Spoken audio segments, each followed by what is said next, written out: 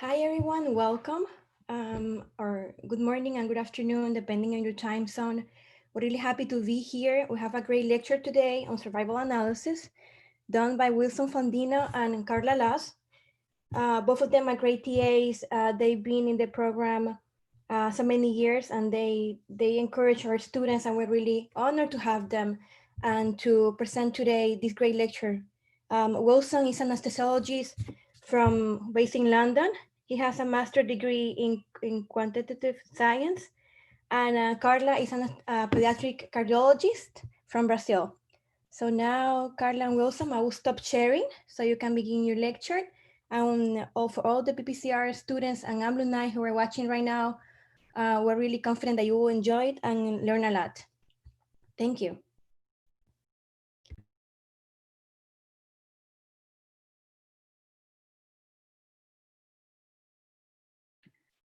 Hi, everyone. It's a pleasure to be here to share some knowledge. We have to thank you all for the participation. Your motivation keep us motivated to help you and guide you during this learning process. Statistics is not easy. Wilson is a really amazing partner that help us a lot to learn, and he will present a great lecture. I'm sure about this. Thank you. So hello everyone. Thank you very much, Alma and Karla, for your kind introduction. I don't know if you guys can hear me well. Yes, we can. Yes. Yes. Perfect. So as Alma and Karla said, my name is Wilson Fandino. I'm based here in London. I'm a consultant and institute working here in St. Thomas's Hospital. And I've been collaborating with the course over the last 4 years. I made the course, PPCR course in 2016. And something weird happened at that time that it really boosted my intrinsic motivation in clinical research. And then since then, I've been collaborating with this wonderful course. And then a few weeks ago, we started this project during our conversation in our regular office hours. And then during the first meeting, there were, I don't know, like 10 students or something like that. And we were talking about the basics of Stata, and then we dedicated another session to talk about ANOVA, which is a very complex topic as well. Last week on Sunday, we were talking about linear regression, and then we had like 40 students, and then I'm very happy to share with you my thoughts regarding survival analysis today. I know this is a very complex topic. We'll try to cover all the basics of survival analysis as much as I can. This is a very short presentation. As you can see here, there are only 18 or 19 slides. The idea is not to overwhelm you with a lot of information, but rather than this, I just want you to understand all these concepts, and I want this to be as interactive as possible. So please interrupt me, ask me questions. I'm not a statistician, I'm a clinician, but I will be very happy to share with you my perspective from statistics. And so I might not have the answers for all your questions, but we will come up with an answer together. Great. So survival analysis. I usually, let me just push this here. I usually start my presentations with this concept map, just to make sure that we are working on the same page. So as I explained to you, this is like summary of all the statistical topics we are going to talk about during this course. So we've been talking about the relation between two categorical variables with chi-squared race correlation, feature exact test. And then a couple of weeks ago, we dedicated some time to talk about ANOVA and all the related tests. Last week, we were talking about linear regression. And then today, we are going to talk about Cox regression, okay? So only to put you in the right context, the independent when the independent variable is continuous variable, and then the dependent variable is going to be categorical or continuous. If this is categorical, and then you have to wonder yourself, categorical here. If this is categorical, you have to wonder if is non-dichotomous or is dichotomous. When the outcome variable is dichotomous variable, so we might be talking about logistic regression or Cox regression, depending on whether the outcome is binomial or the outcome is the survival time. This is what we are talking about, only about this. This part of statistics. Great. So it's not a coincidence that I'd like to dedicate just a couple of minutes to talk about history of statistics, because I think it's very difficult to memorize so many names, you know, Wilcoxon, Fisher, Pearson, Kruskal-Wallis, Kaplan-Meier, Cox. It's so difficult, but we have to memorize that. And then at some point, I realized that it's somewhat useful to look at the biography of the statisticians and learn something about that. So it's kind of more convenient, and it's easier to memorize the names rather than memorizing by heart, so you know a little bit about them. So today we are going to talk about the Kaplan-Meier test, survival function, and we are talking about the proportional hazard cost regression, which has been described by this statistician. So Edward Kaplan and Paul Meier, both of them were contemporary. They were American, and they were working actually during the Second World War in statistics there in the US. And then in 1958, they published a very famous paper, which has been cited something like 35,000 times in clinical research, which is the Kaplan and Meier survival function. Paul Meier is not only important about survival function. He made great contributions. He was in the field of statistics. He was the first describing the process of randomization. So before that, no one knew about randomization, and no one cared about randomization. So thank you to Paul Meier, we are talking about randomization and how important it is for the clinical trials. And David Cox, he's a British statistician. He's still alive. He was born in Birmingham, but he studied statistics here in the UK in Cambridge. Obviously, he's retired now because he's 96, but he's still alive. And then excuse me, sorry, yes. Wilson, can I interrupt just for a second? Yes, sure. So there are many people in the link from group 5, and they are asking, Shoba is asking Karla to send the link for them. Oh, great. Karla, could you? Because there are 7 participants in the other group meeting, in the old group meeting. Group 5. Oh, great. Yes. So they were there waiting, and then I discovered in the mobile that we were in a different. We are in a different link. So hopefully, Karla. Shoba asked Karla to send the new link for them. Sure. Yeah. Sorry. Yeah. So hopefully, Karla should be able to sort this out. So I was mentioning that David Cox is not only known by the Cox regression models, but also he made great contributions in the field of logistic regression, which is a very important one as well. So this is it. So what is survival analysis? Why is it so important in clinical research? Because last week we were talking about linear regression, and then we said that it's not really common to use linear regression as at least as a primary research question, because we usually compare two groups or three groups.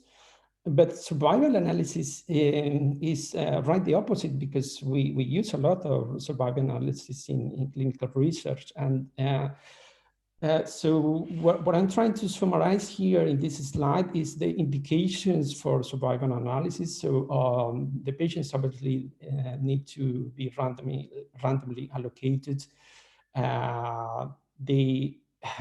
They might or might not be recruited at the same time, as we will see later on.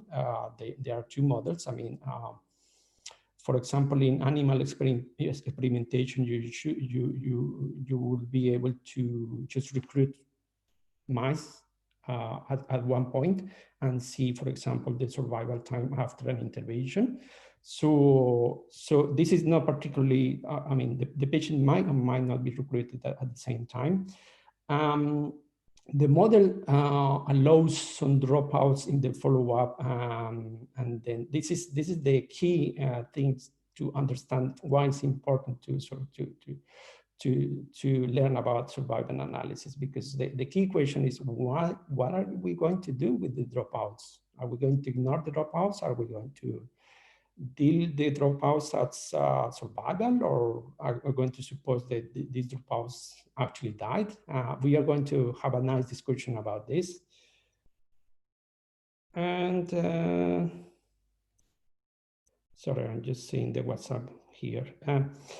And then the outcome of interest, importantly, might or might not occur actually, and it depends on your outcome actually, because if your outcome is death, you are not going to be able to wait for all the patients to die until you publish the results. So we are going to talk about right censoring and right truncation as well, which is related to this issue. And then regarding the assumptions for the Kaplan-Meier survival curve and for the low rank test, we haven't talked about these low rank tests, but we will have hopefully time to discuss this. And so there are some assumptions for these two tests. These are completely different, and you will see the difference later on, hopefully. And so one of the assumptions is that the sensory is unrelated to the prognosis. So we are assuming that those patients that we've lost the follow-up, we are assuming that they are not informative. We are going to discuss more in depth this as well, so don't worry about this. And we are going to discuss about the definition of censoring as well, because when I first started studying survival analysis, that was a very weird word. I mean, I couldn't really understand what censoring is. So we are going to, this is one of the objectives of my presentation as well. Sensory patients have the same likelihood of survival and identical survival probabilities for patients recruited at any stage of the study. This condition is important as well for cost proportional hazard regression. This is why it's called proportional. And then regarding the cost proportional hazard regression, this is not the only way to address this issue. This is a semi-parametric test, but there are some parametric tests that they are not really as popular as the cost proportional hazard regression. One of them is the Weibull, the other one is the logarithmic approach. But we are not talking about the parametric test today. We are going to be focused our presentation in the semi-parametric test. When I say semi-parametric, I mean that they are not assumptions in the distribution of the risk, but only the risk must be proportional, equal along the periods, and this is why it's called proportional, because the risk might be needs to be proportional, and this has lots of implications in the interpretation of the outcome of the Cox model, right? So any questions so far? Anything to, everything clear? Great, I can see, yeah, good. So now I want you to be focused just on the left side of my slide. Just ignore this for a moment. And then this is actually quite a few examples of what happened with those patients that we are recruiting over time, okay?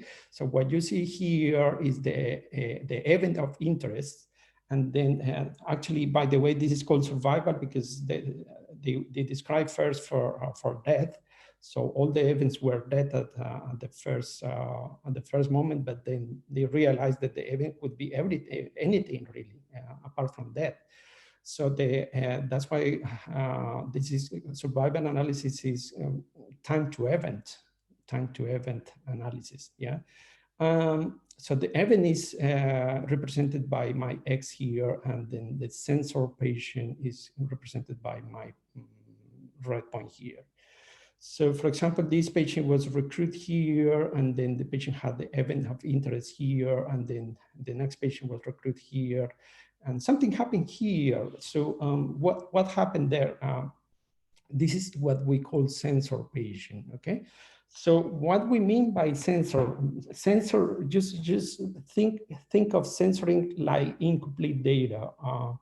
We have some information about this patient because the patient, we know that the patient didn't have any event in this time. So for the purpose of the analysis, this time is very important for the purpose of the analysis. And this is why this analysis is so unique, because it takes into account the period that the patient remained in the study.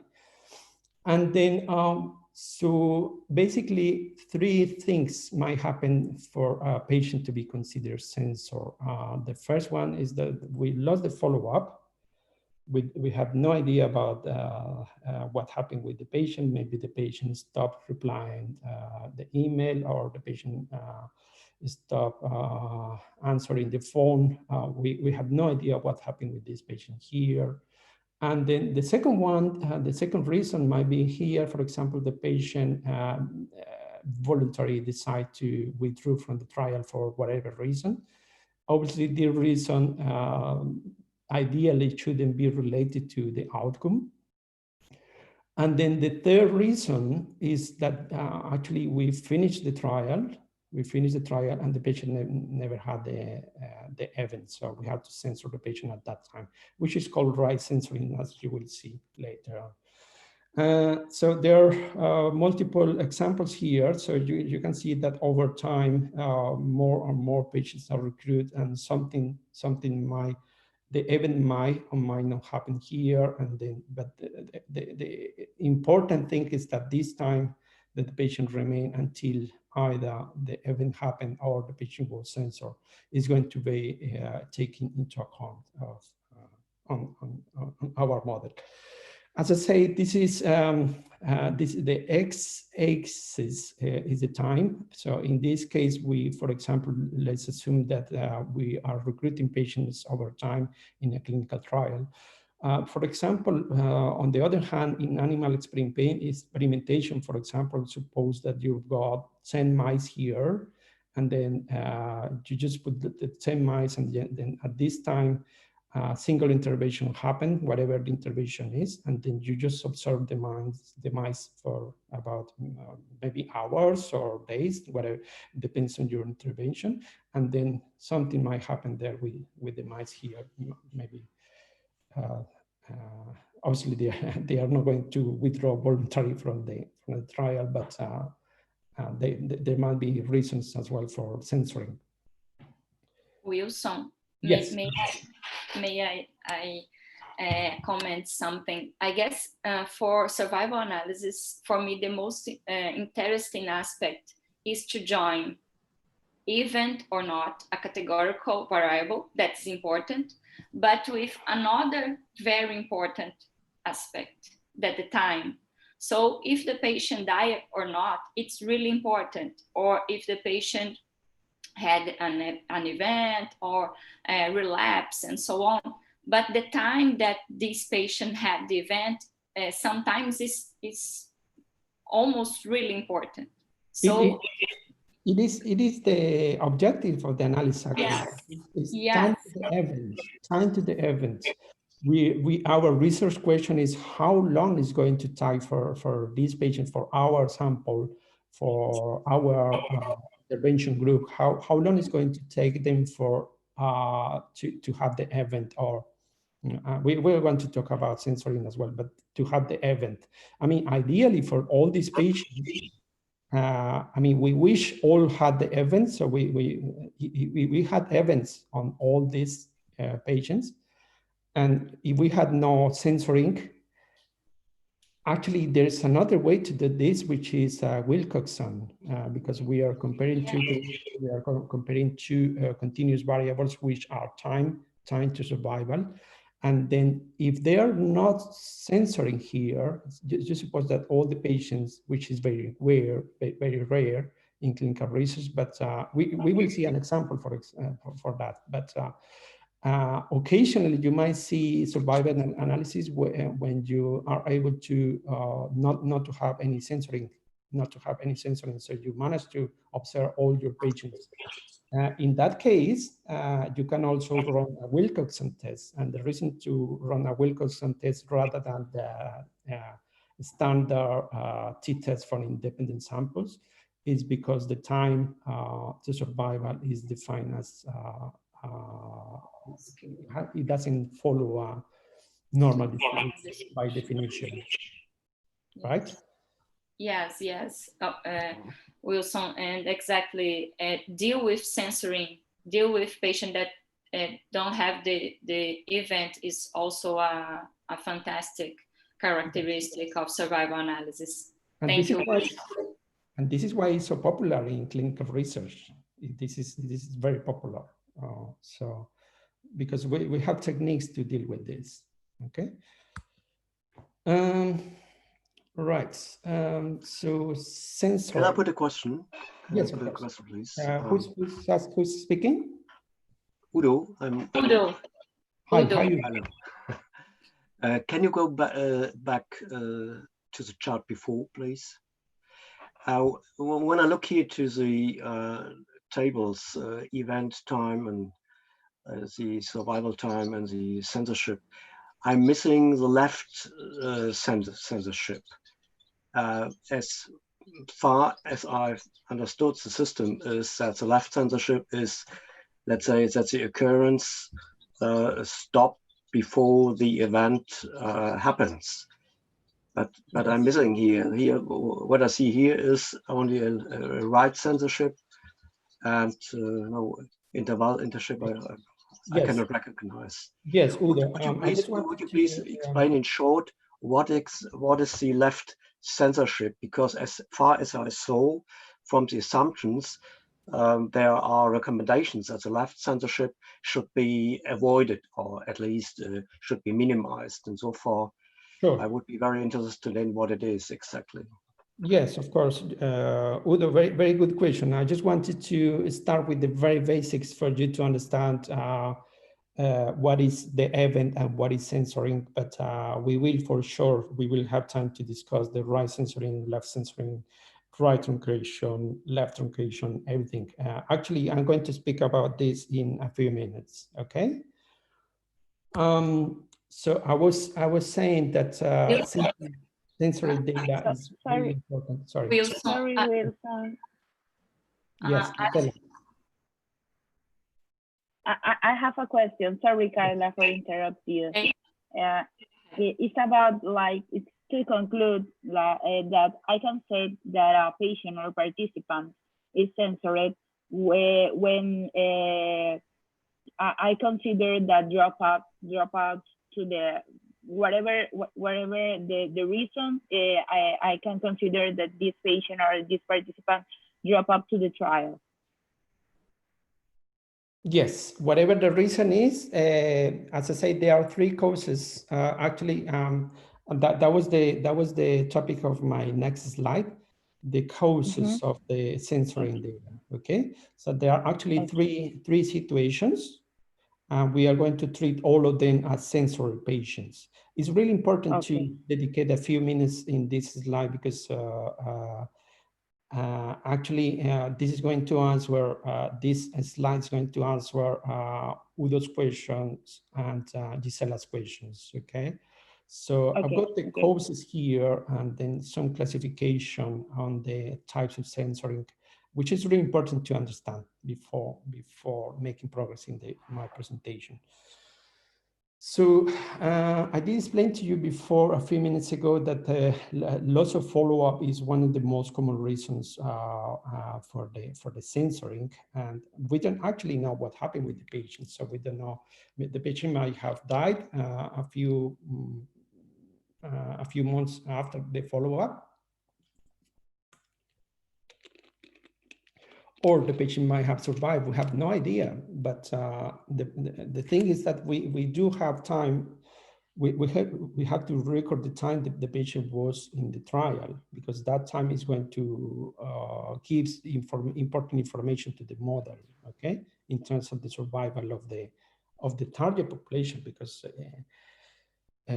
ultimately, what you are trying to do here is just to translate the findings of your clinical trial to your target population. The second cause for this is that the study finished. So if the study finished before the patient had an event or a censoring, so the event never happened by the end of the study, but we don't know. We don't know if the event will happen after finishing the follow-up. And then the third cause is that the patient actually made the decision to withdraw from the study. And we do hope and we suppose that this patient withdraw from the study for anything unrelated to the outcome. So this is one of the assumptions, because otherwise we might have trouble with this as well if the withdrawal was related to the outcome. Unfortunately, obviously we can't really assure 100% that the patient withdraw from the study for completely unrelated cause of the outcome. And then this is going to address Udo's questions as well, but the next slide is going to be more informative as well. So left censoring is the condition required to be admitted to the study happening before starting the observation. Just suppose that in order to recruit, in order to include your patients in your trial, you have to have, for example, an infection disease. But at the moment of that the patient, or at the moment that you recruit the patient might have already started with the disease. So when the disease started, I don't know when he started with the infection disease.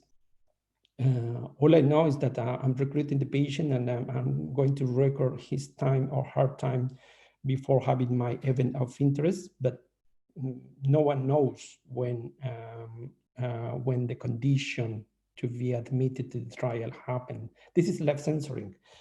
You will understand this better with my next slide. Right censoring is when the study finished before the patient had an event or has been censored, the patient. So this is something that very often happens because, as I say, you're not going to be able to wait all your patients to have the event. Very rarely you are able to not to have any censoring data in your analysis. And then there's something called it's not left, it's not right censoring, it's interval censoring. It's when the event of interest of the censoring happens at some point within an interval. Let's imagine, for example, again, in the case of infection disease, let's imagine that you are, for example, you are following the patients on an interval of 7 days. So today, Sunday, you are following your patient today, and the patient didn't have the infection at this time. And then you follow the same patient in a week time, and then you realize that the patient had the infection. When did it happen? Was it on Monday and Tuesday, on Friday? We don't know. We don't know, unfortunately. So this is interval censoring. When the event of interest of the censoring happened at some point within that time interval, which is predetermined by the researcher. For example, when an infection occurs within a given interval of 7 days, as I say with my example. Can I ask a question? Yes. If at visit 1, the patient does not have the event, and at visit 2, the patient does not have the event, but in between these 2 visits, he has the event, can we just ask the patient during visit 2, did you have any such symptoms? Oh, definitely. Oh, definitely. Week? I mean, it depends on your event, obviously. I mean, because if the event is death, we know what we know when the patient actually died. Yeah. Yeah. But my example in infection disease is actually a good example because we don't know when exactly started the infection. For example, I guess a great example that she asked Wilson maybe could be a relapse, for example, a migraine crisis. If yes. the patient didn't have at the time, and then at the visit time, there is no migraine. But during this period, I suffered from a relapse 2 days ago. So I guess it's not censored in this case. You just can ask your patient if you had any symptoms, correct? Correct. Yes, yes. Thank you. You're welcome. It depends on your outcome. It depends on the nature of your outcome, actually. Yeah. So there are another classification, which is type 1 and type 2. It's not really common to see this. It's not really that useful as the left censoring and right censoring and interval censoring. So basically, whenever you come across with this, the type 1 censoring is when the study finished at the predetermined time. So in your protocol, you have to say, I'm going to finish my study at this time. And no matter how many people die or no matter how many patients have the event, I'm going to finish my study at that time, okay? And then the type 2 censoring is slightly different because the study doesn't finish at a prefixed time by the researcher. The study finishing when a predetermined number of events occur. This is not really popular in clinical research. It's more popular in other fields. But I just wanted to include this classification in my slide because I think this is all the classifications that the types of classifications that you will see in the literature. And then there's a further way to classify your data, which is informative censoring and non-informative or random censoring. Unfortunately, there's no way to demonstrate to assure 100% that this patient had an informative or a non-informative censoring. So this is more a conceptual term. I mean, I can't really see any technique to assure the researcher that this patient had the censoring because the censor was related to the outcome of interest, which is a big problem. And we are really hoping that all the censoring data were completely unrelated to the event of interest, right? So, for example, if the patient moved to another city or moved to another country, so we lost the follow-up just because of this, or if the patient has been admitted to the hospital for a different cause, because maybe the patient had a fracture, or maybe if the patient had death, but the cause of the death was completely unrelated to the outcome. So these all are examples of non-informative or random censoring.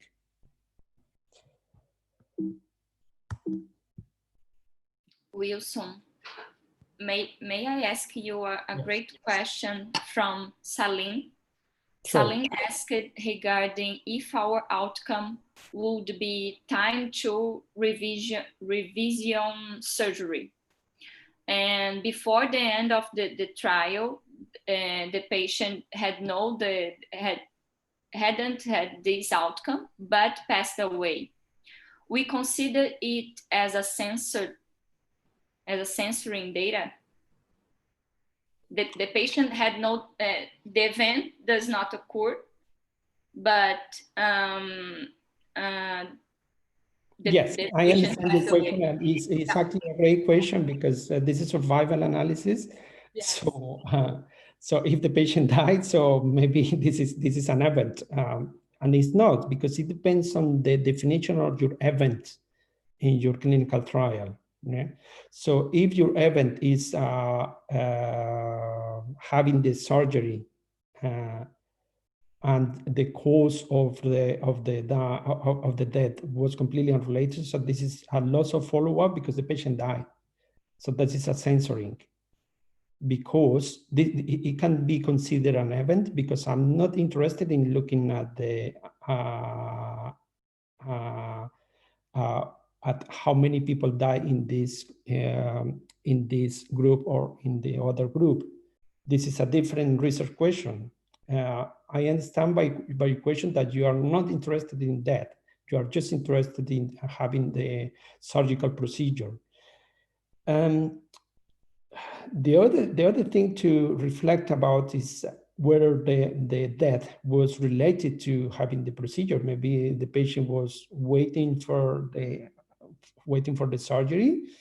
Maybe, I don't know, it was, for example, the surgery, just imagine that was heart transplantation or lung transplantation, and the patient died before happening the surgery, but maybe he died because of that, because of the heart condition or the lung condition. So that might be related to your outcome, actually.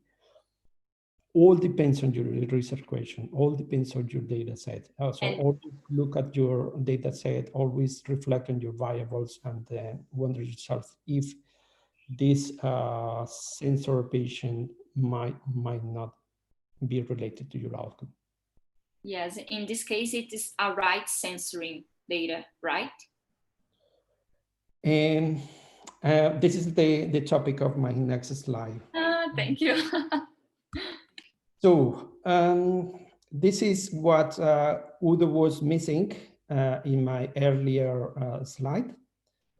So because in my early slide, I just wanted to introduce you to the basics of what the event is and what censoring is. But in real life, this is what happens. What you see here is obviously, again, the X time is the time, and then you will see here this line, which is your period. This is like a window period here. So this is when I start my study in the timeline. I just decided to start my study here. I could have started here, or I could have finished here, but I just decided to start my study here, my clinical trial here. And so basically, you are just recording a capture. You are capturing the just a moment of the time. Yeah. So you are starting your study here, and you are finishing your study here, and you're just going to look at what happened on this window, on this timeline, but you don't know what happened. Who knows what happens in the future, or who knows what will happen in past. Well, it's easier to know what happened in the past than what would be happening in the future, but We are going to discuss this with this slide. So you understand why I'm doing these lines for you, right? Why I'm drawing these lines, because I just wanted you to understand that the researcher decided to start the clinical trial here, and then he decided to finish the clinical trial here for whatever reason, maybe for budget, for economical reason, he can't really extend the trial more, or maybe for ethical reasons as well, right? So here I need to make a difference between censoring and truncation. So what you can see here is patients who has been right truncated, left truncated, not truncated, right censoring, left censoring, and double censoring. In order to understand my slides, so just imagine, just do something here. So this is my, let me just put something here. So this is my example of this situation, right? This is my example of every situation, right?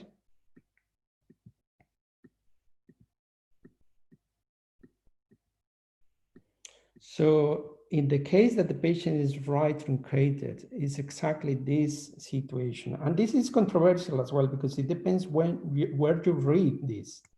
Unfortunately, people tend to confuse censoring with truncation, so you have to be really careful. And as I said, it's controversial, but this is the most accepted, I'm going to discard this. This is the most accepted explanation for this problem, okay? So right truncation, the investigator decided to finish the trial here, but we don't know. We don't know if, what if you had extended your trial and then you had finished here.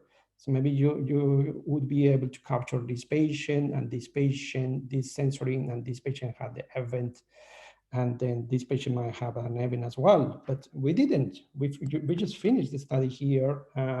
So we don't know. We don't know what would be happening right in future. We don't know. This is the right truncation, okay? So we don't know if the patient in future, the patient had an event, or another patient who would have been recruited in future had censoring. We don't know that. This is right censoring. That's it.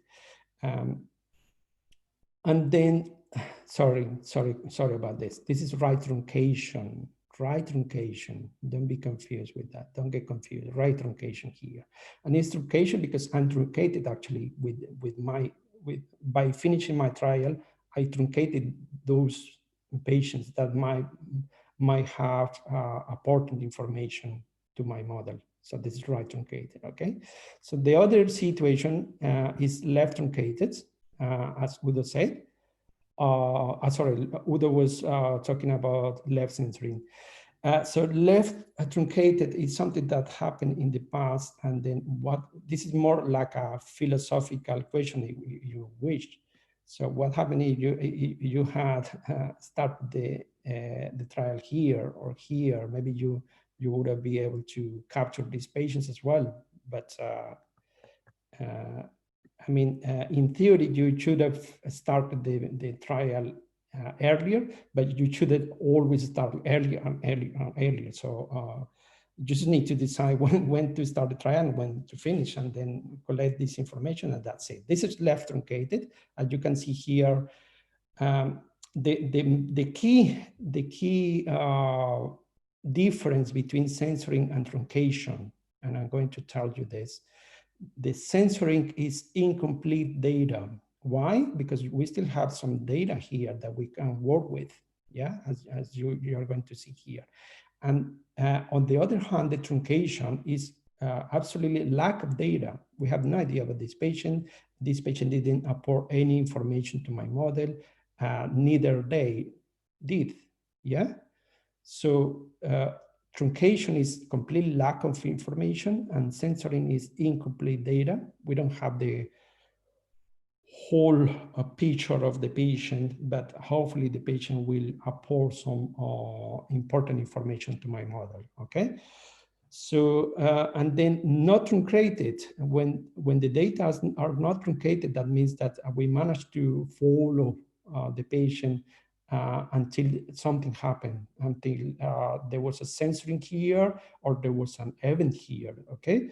So if the patient was censored, this is an example, yeah? So I don't know what happened here, maybe the patient withdrew from the trial, something happened there. And then here, I was lucky and I had the event of interest here, okay? Right censoring, Udo, is exactly this situation, okay? So when you recruit the patient here, and then you follow the patient all the way through, and you follow and wait for the patient, and then at some point you just decide to finish your trial because you can't really run a trial for years. And then you just know what happened here. I mean, what would happen here? Maybe maybe you had finished here, maybe the patient might or might not have the event here, or maybe might not have the censoring here. This is right truncation, Udo. And the left truncate, sorry, right censoring here. And then the left censoring is here, is exactly the opposite. Again, I like to talk about infection diseases because I think it's a good example.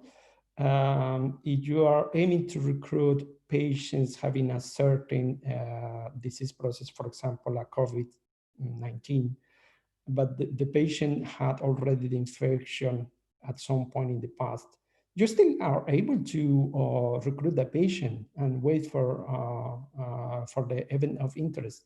But you do have incomplete data because you don't know what happened in the past. It doesn't prevent you to include the patient in the trial, right? But this piece of information is completely lost unless you are able to get some information from them, but we don't really know what happened there, okay?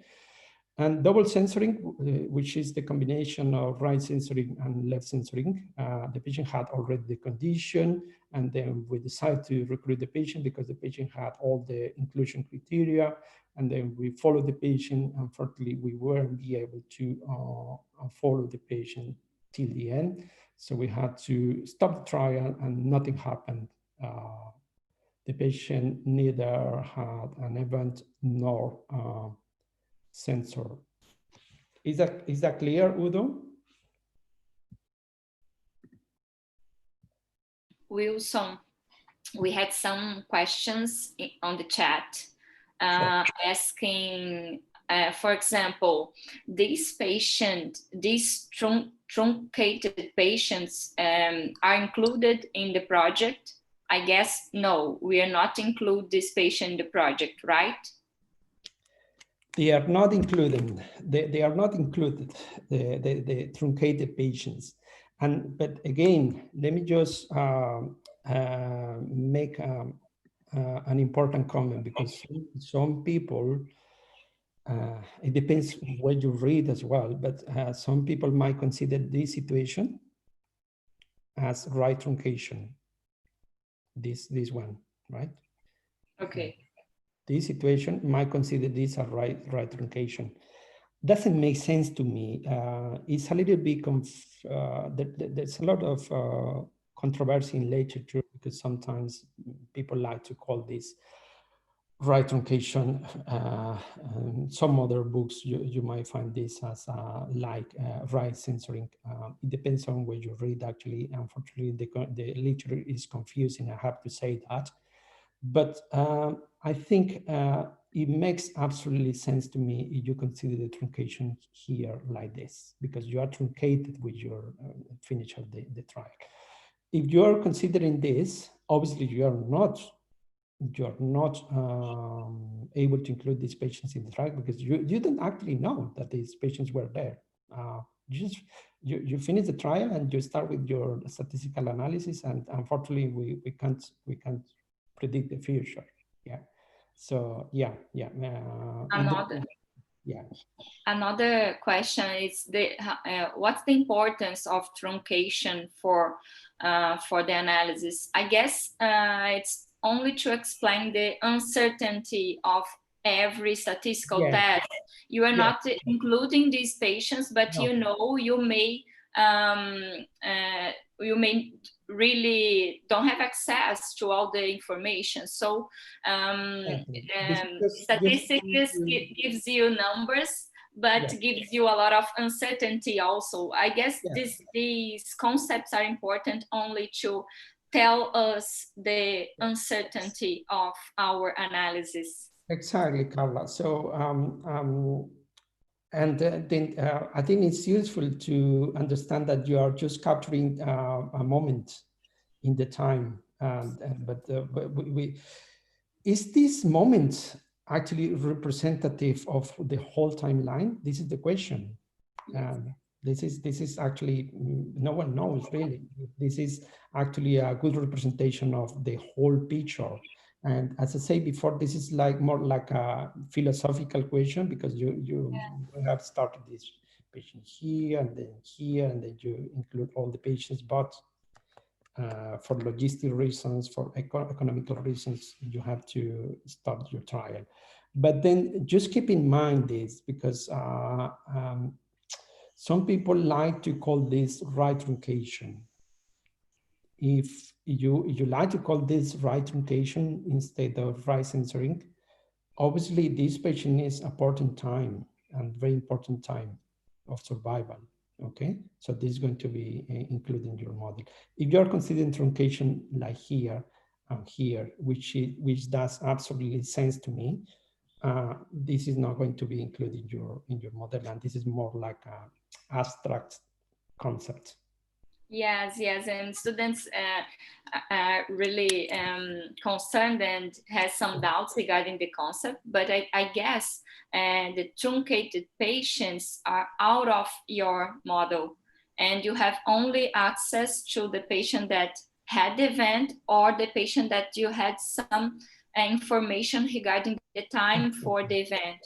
So I would suggest students not to be over preoccupied and so on with this concept, but I guess it's really important to understand the uncertainty of I think for me, truncation is lack of information and censoring is incomplete information. It's up to you if you want to call this right truncation, but the concept, the bottom line of this slide is that this time is really important. This is what you really need to understand. This time that the patient remain in our study, no matter, doesn't matter that the patient didn't have any censoring or event, but this time is going to be taken into account in your trial, in your model, right? So questions, anything? I'm moving to another part of my presentation. This is the 7th slide. I'm still, it's been 50 minutes. So I think it's the right, because we are talking about another topic which is slightly different. Shall we have a break for 3 minutes and then can we come back? Sorry, Wilson, can I ask something? Yes, I was wondering where this concept of truncation came from. It's like, can I consider that it's like a isolated data, something like that? So remember that this is something, the concept of survival analysis is also used in the field of physics, biochemistry, engineering, but in the context of clinical research, in any other field that might be important to consider the truncation for whatever reason. But in the concept of, in the context of clinical research, it doesn't make sense to me. But always keep in mind that some people like this to be called truncation. But again, this is the problem. This is just a matter of wording the concepts. But what I really want you to understand is the model here. What's happening here, okay? Okay. Can we have a quick break for 3 minutes and then can we come back in 3 minutes? Great, Wilson. Sure. Thank you.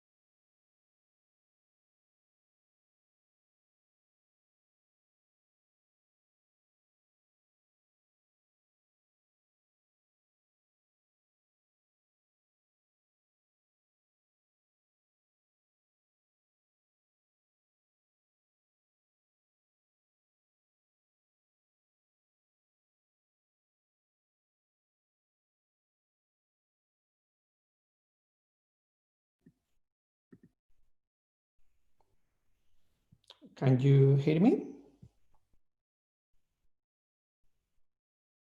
So yes, we can. Great. Thank you, Alma. So I can see a lot of discussion on the chat regarding this problem, which is good. I think the point of the discussion is the confusion between censoring and truncation. Right? As I say, this is unfortunately controversial in literature as well. It depends on where you read this. But again, I can emphasize now that if you consider this as truncation, you have to take into account this time. But if this is the truncation, which for me should be called the true truncation. I mean, you can actually incorporate these patients because you have no idea. I mean, you finish the trial, you finish here. So what happened with these patients? I don't know. I don't know. I'm not interested anymore because I finished my study, right? But I think the point of my slide is just to understand this, okay? That though some patients might have already started the condition, some patients might not have the event at all, some patients might be censored, some patients might be recruited at that point, some other patients might have the event. You have quite a few numbers or combinations, and you have to keep in mind this, okay? Good. Guys, I need to move on because otherwise it's going to be a long presentation. So I don't want to overwhelm you to quite a lot of information. So my next topic is the Kaplan-Meier estimator or the survival function. So here I just wanted to ask you, I mean, I've got another example here, which is a nice example. This is a paper that was published a couple of months ago in the NEJM, but we can discuss this paper if we have time. But I just wanted to propose you something. So how many participants we got here? I don't know. Right. How many of you are attending the manuscript writing workshop in July? Is anyone attending the manuscript workshop in July, this July? Yes, Wilson. Are you going to attend, Chova? Yes, please. Great. Okay, so I'm going to propose you a very simple research question, okay? So because this was originally designed for the group 5, let's just imagine that any of our groups had 30 students. Intentionally, I'm not including the 30 students here. I'm just including 20 of them, okay? And I'm going to tell you why. Basically, the reason is because I finished my study here, so I couldn't really follow up the 10 remaining students, right? And then just imagine that I'm just interested in comparing two groups. The group A is represented by students, PPCR students that went to the July manuscript writing workshop. And then the group B is represented by those PPCR students who couldn't attend the manuscript writing workshop, okay? Is that clear? Yes. Great. And then what is my event of interest? My event of interest is whether or not they managed to publicate something in a peer review journal. Okay, this is my event of interest. So I'm going to follow up my group, whatever the group is, of 30 students, and I'm going to follow up for 2 years. Okay, so you can see the months here. 1 month, 2 months, 4 months, 7 months, and 22 months. I made it in purpose as well because I say for 2 years, but on the month 23rd and on the month 24th, nothing happened really. No one published anything, and no one, there was no sensory data, okay? And then because my event of interest is just the publication, and that's it. And then I just want you to understand that I'm following 30 PPCR students for 2 years, 30 PPCR students for 2 years. And then I'm just going to see what happened in 2 years' time, okay? So just imagine that one of my students managed to publish something here. And then this was at the first month after the manuscript workshop he attended here, okay? And then the second, at the second month, someone who attended the manuscript workshop managed to publish something at the second month after the intervention. In this case, the intervention is the workshop, okay? And then something happened here because at the 4th month, you can see here time in months. And then you can see here that there were 3 events here, okay? So this is the way you have to represent here in Stata as well. I mean, you can say that to Stata, to the data set in Stata, you can say that the 4 month, we had 2 events and 1 sensor patient, 1 sensor student. You can't really say that. You have to break down those events to Stata. So that's why I made it in purpose, okay? So so on. I'm not going to describe my data here, but only to tell you that these that you see in reds are censored students, okay? So for some reason, I lost completely communication with them. They are not replying my emails. I have no idea what happened with them. And then this is represented by a plus here, okay? Plus. So that's whatever you see here in green are publications actually, and that's why I'm representing here 1 for publication. And whatever you see here in red is censored. I have no idea what happened with that student, so I'm going to consider for the sake of my model, the publication is 0, 0, and 0, okay? Right, so this is my censored data.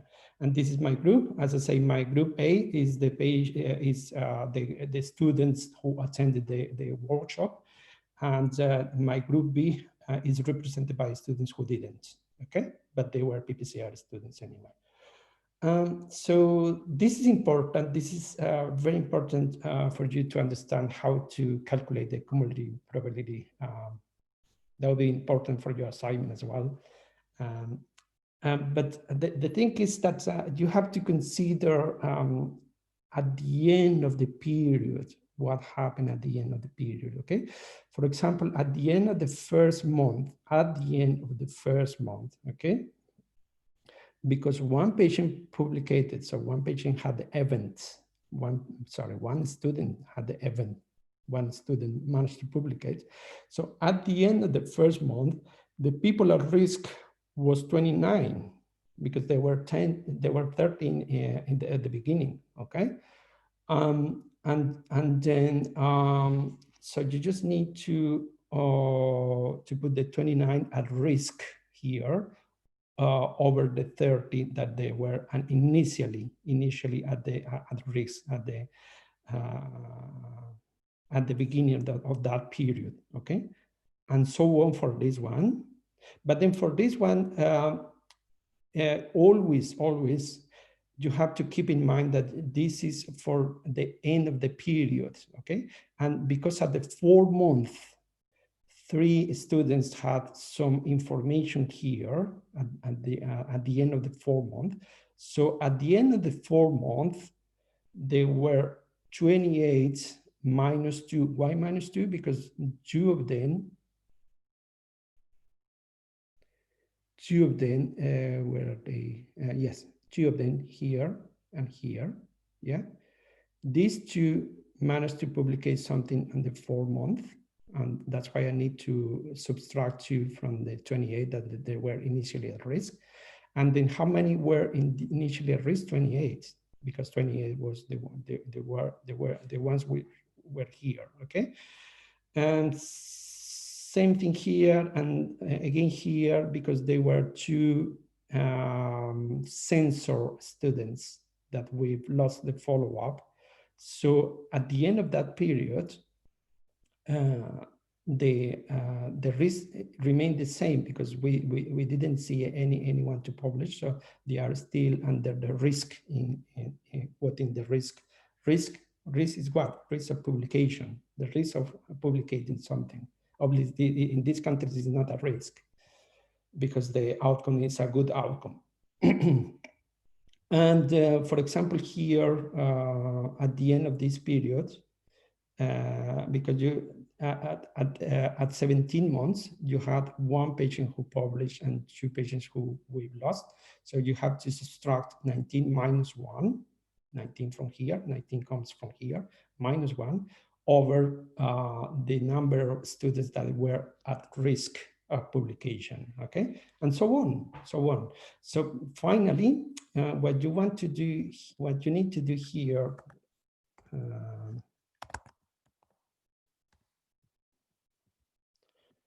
what you need to do here is just calculate here, 30 minus 1 is 29, divided by 30. So that equals to 0.97, which is here, 96.7. And then this 0.967 is going to be multiplied by what? By 28 over 29. So times 28 and divided by 29. 0.93, which is here.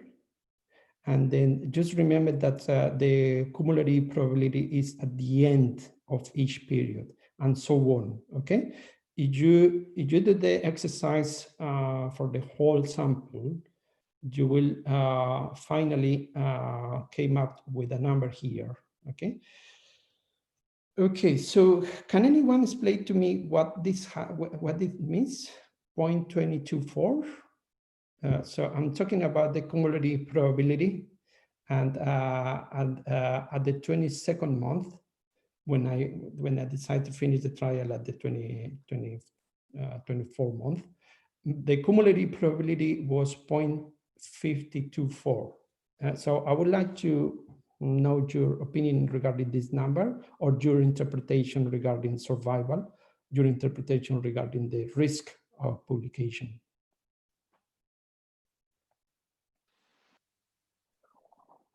So if you were a PPCR student, you have 24% of risk of not publishing anything? That's what it means? 24%? Sorry, I have no glasses on. 52.4%.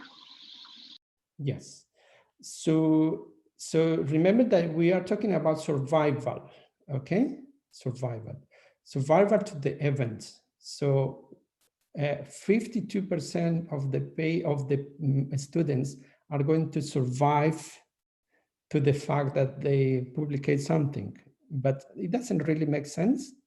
But if I say to you that 48, there is 48% of possibilities to publicate something, which is the other way around, okay? Because this is 52% of survival, of not to publish anything. 52% of the students are going to have the risk of not publishing anything, but the other way around is more interpretable, which means that by the end of the 2 years, 48%, approximately, obviously, 48% are going to likely be publicated something. You understand why? I'm just turning the question the other way around, because my publication, my event doesn't really necessarily need to be negative. It could be a positive, as in this case. The publication is, well, I'm hoping it's a positive find. Yeah. I don't know if you can understand my example. Karla? Hi, Wilson.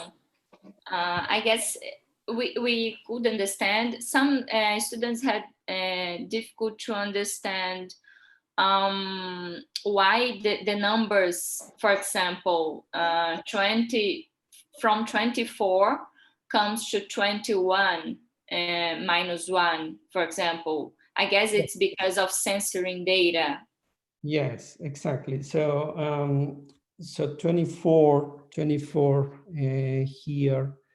Let me see here what happened. Okay, 24, yeah, 24 here. And then the 21 comes from the fact that these three patients, these three students, didn't publish anything, but they are going to apport some time here. They are not in a risk anymore. They are not in risk. Yeah, because we lost information from them. They are not in risk anymore. So I have to subtract these three pages. What I'm doing here, because at the end of this period, how many people were in risk? They were in 24, because these three patients, I have no information. They are not in risk anymore. They are not at risk anymore. Yeah, in my sample. So the people at risk at this point was 21, and at the end of this period, at the end of the 12th month, the people at risk was 20, because one managed to publicate something.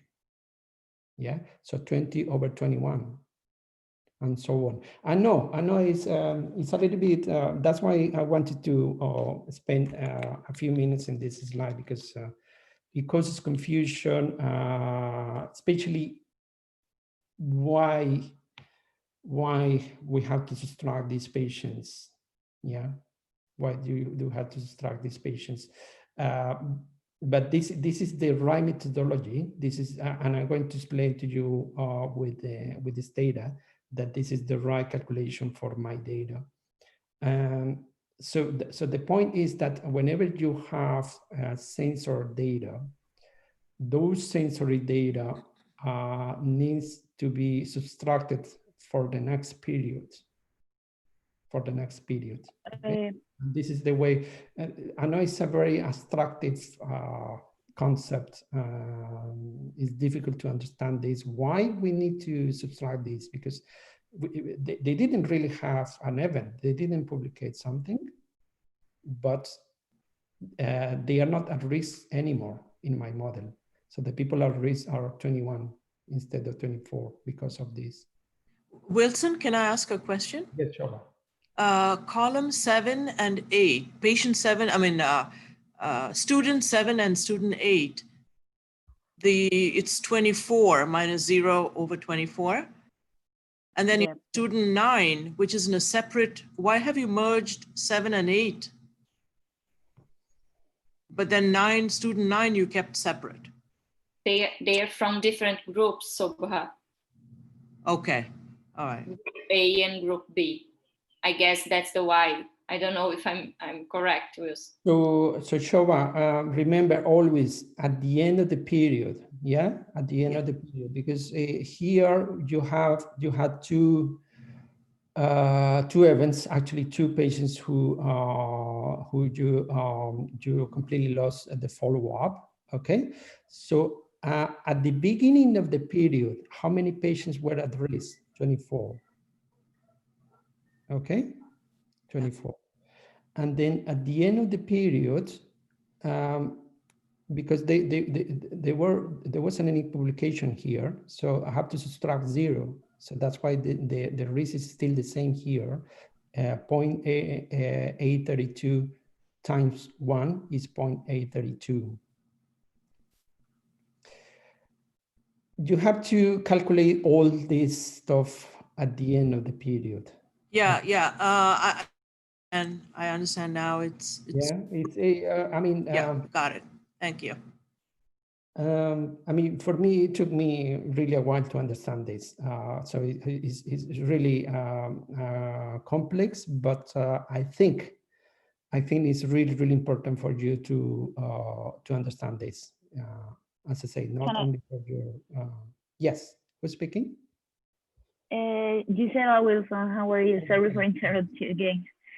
I want to ask about the number. It's like the same, a similar question as Shoba, because in this column, the participant number 7 and 8, in this case, we must put, or we must consider as the cumulative probability the previous cumulative probability, like the 8.83.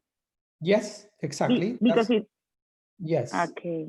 Because I'm carrying on with the same number here, but this is just a philosophical explanation why I'm carrying on, because I'm just multiplying by 24 over 24. So obviously it's going to be exactly the same as you can see here. Yeah, but I just wanted you to understand where the numbers came from. Okay. Right. Okay. I know it is difficult. It is difficult to understand, but I will come back with this when we are talking about data.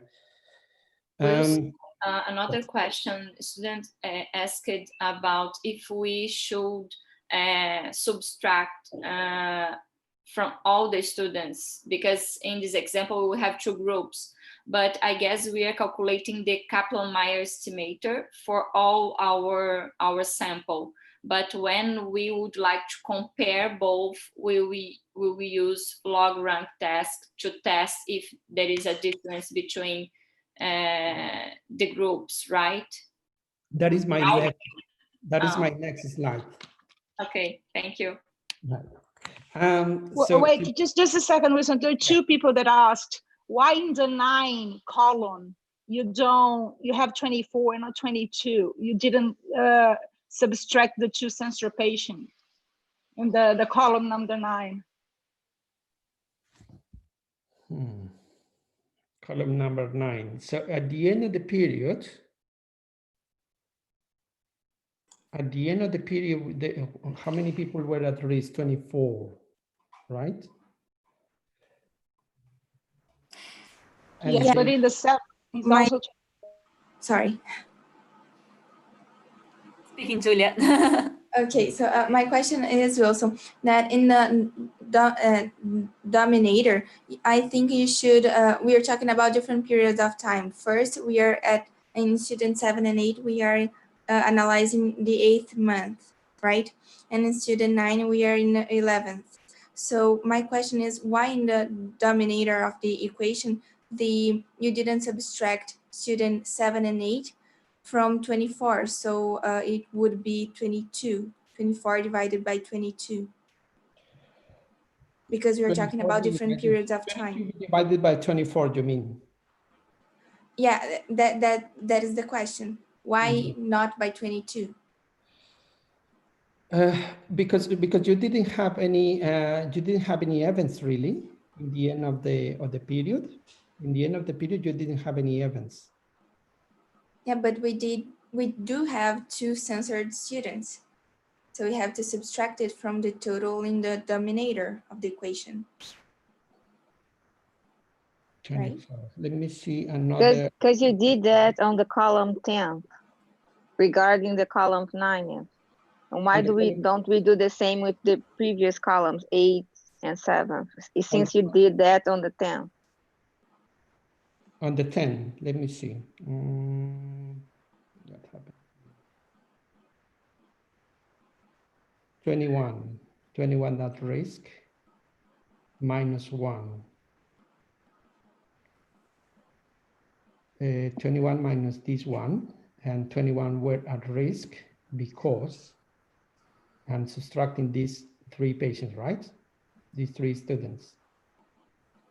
And this is why it's 21, right? And then in this case, at the end of the period, at the end of this period, I'm right here, I'm right, yeah. But then the big discussion is here, right? Well, so if we are analyzing until the 8th month, right, we have 24 students that are at risk of publicating. 24, and because these 24 came from here, right? Yes. 24, yeah. Exactly. But since we have 2 students that were censored, our denominator of the equation would be subtracted 24 minus these 2 students, students 7 and 8, that were censored. So in the 11th month analysis, but the sensor in that period, right? So right. Yeah. Mm-hmm. So in the 11th month analysis, the denominator of this equation, the 9-column denominator equation, shouldn't be 24 minus student 7 and 8 that were censored, so 24 minus 2. Yes, you're right. Let me just, because I'm doing this exercise with you, with this data. So we can compare the data in this data. But I mean, John, I understand your question, but because I did double check all this calculation with this data. But the point is that at the end of the event, in the end of the period, the people at risk are just carry over from here minus y0 here, because we didn't have anything here, right? But the problem is that your confusion is because I made something different here. Actually, on the column 10, you did 21 minus 1 over 21. That's everyone is agreeing with that. The problem is on the column 9.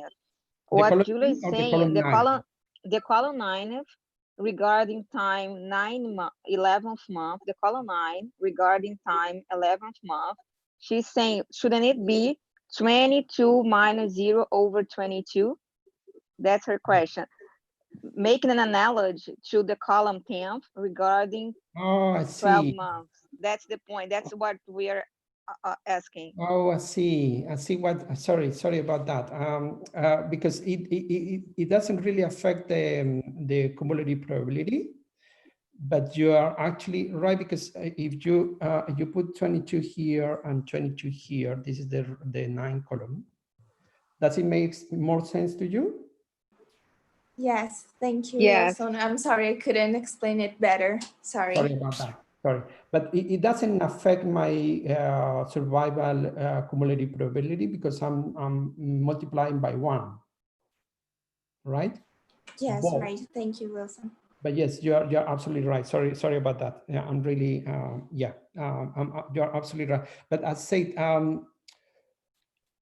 this is not affecting the survival probability, because I'm just multiplying by 1. But realistically, I should have just put 22 here and 22 here, because it made confusion regarding these patients. Right. Okay. Sorry. We have to move on with this. So this is the Kaplan-Meier estimator for the 2 groups I made for you. As I say, the group A is the students who attended the workshop, and the group B who didn't. What you really are interested on is on the median, okay? Not on the mean, because as I said, the time is not a parametrical variable. It's not a normal distribution variable, so you have to work with medians. And this is the median, so you have to really just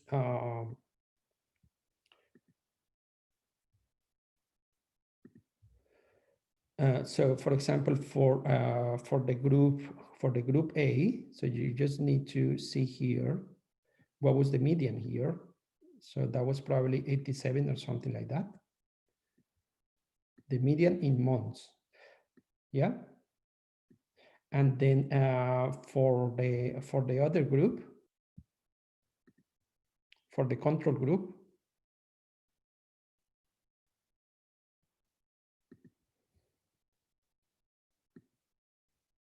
for the control group. So that would be something like 22. Yeah. So I'm going to show you how to run this in Stata. But the next question, as Karla said, is this 17 difference from 22 months in terms of the statistical significant difference? Is that different? So this is why we have to use the log rank test. Yeah. So the log rank test basically is a modified chi-square test, and obviously you don't need to do this. I'm just going to explain to you what Stata is doing for you. So basically, for each time you have to compare your experimental 2x2 table with that theoretical one. I did explain to you the other day how to calculate the theoretical, but basically this is just a chi-square. This is just a chi-square, right? And so on for all the times. So imagine for this particular example, we are going to talk about 24 months or 24 times. And then you just need to sum all this for the experimental ones, all this and all this. And then you will come up with a global 2x2 contingency table here for your experimental values. And then for your theoretical values, you're going to come up here with the theoretical values as well. Okay, so very quickly, the way to calculate the theoretical ones is just if you have the experimental value here. So this is the experimental value. So the theoretical value is given by the multiplication between C1 and R1 divided by the total, right? And this same procedure for example, for D. So the theoretical value is given by C2 times R2 divided by the total. And this is the way we do the calculation for the theoretical. Once you come up with the theoretical and experimental calculations for the group A and for the group B, you just need to do this, subtract the difference from the experimental and theoretical for the group A, square the difference and divide by the total number. And same for this, okay? So this is the log rank test. It's very simple to run in Stata, but I just wanted to explain to you a little bit in detail what the Stata does for you. The log rank test is very important because whenever you see the difference in the Kaplan-Meier curve, the next question is whether or not these differences are significant. And the log rank test, by the way, follows a chi-square distribution with 1 degree of freedom. So if I say 1 degree of freedom, what would be the critical value for a chi-square distribution? 3.84. Sorry? 3.84. 3.84. Exactly. Yes, exactly. And by the way, this is why this is one of the reasons, this card here, this is one of the reasons is called chi-square, because they who say 3.84?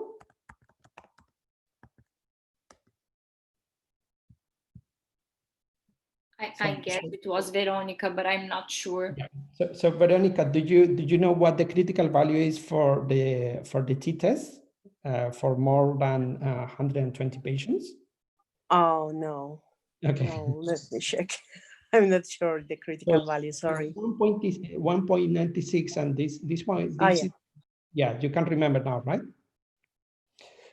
So this number is very common in statistics, because this is the critical value for the t distribution when we have more than 120 patients in our sample. So if you multiply 1.96 times 1.96, is equal to 3.84, which is exactly the chi-square critical, chi-square because I squared this, chi-square critical distribution for 1 degree of freedom. If you are working with 2 degrees of freedom, then the critical value is going to be 599. And then that means that whatever the value is, if the value is more than 3.84 in the case of 1 degree of freedom, so you have to reject your null hypothesis and say that there's actually a statistical difference. If the number comes below 3.84, so your null hypothesis cannot be rejected. Okay.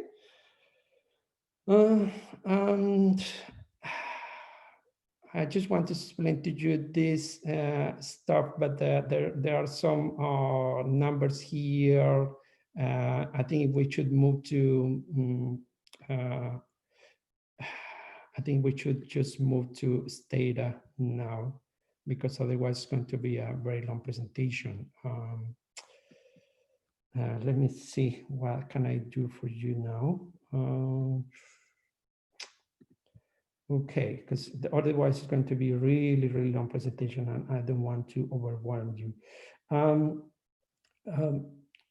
So the next topic I would like to talk about is the Cox regression. I wish I could have time to explain to you all this stuff because I think it's important for you to understand as well, but I think we should move to this data very shortly to make some good exercise for you. So the hazard ratio is the interpretation of the effect size in the Cox model, and you should think of the hazard ratio as an alteration. It's the same interpretation in terms of because it normally goes from 0 to infinite, but that infinite that would be 2 or 3 or 4, and the interpretation is exactly the same as an alteration. But we in this particular case, in Cox proportional hazard models, we use hazard ratio, but the interpretation is identical, okay? So if the hazard ratio is the possibility of having the event against the possibility of not having that event, so by this mathematical transformations that are not really hard to understand, you will come up with this, that the possibility of having the event first compared with the control group is given by the R, which is the hazard ratio, divided by the hazard ratio plus 1. This is what is the definition for the probability of having the event first compared with the control group. You will better understand this in the Stata output, but I just wanted to point out this, okay? And the interpretation for the hazard ratio is the odds of having the event during the next period compared to the control group, okay? So keep in mind this information, this interpretation. And then what I like to do now, I'm going to move to Stata. So actually, I don't have any data set, so I'm just going to try to move this data set to Stata. Okay. So let's see here. Great. So all you need to do with your data, obviously Stata is not going to accept anything aside from numbers, so I have to eliminate this.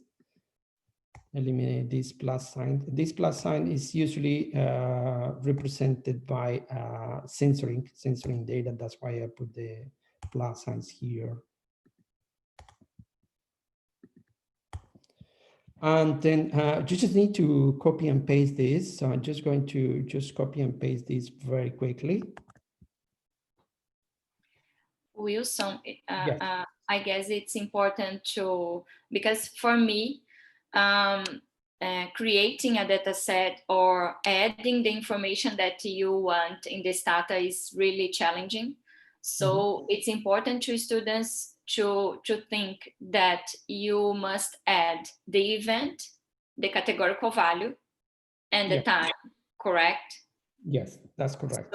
So as an outcome, you should add in Stata both separately, not in the same column.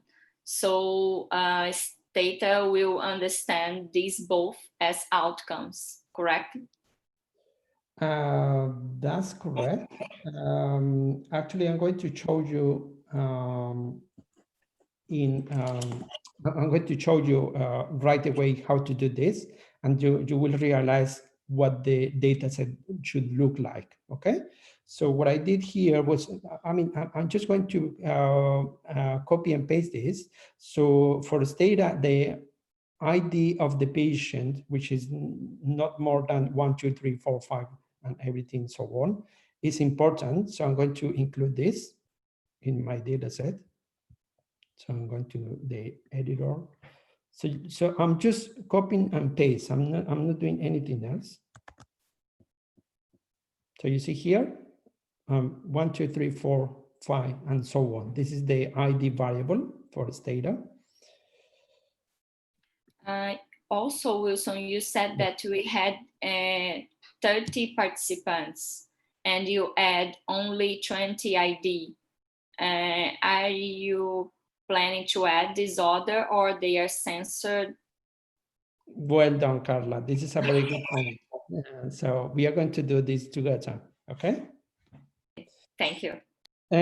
Months, copy and paste.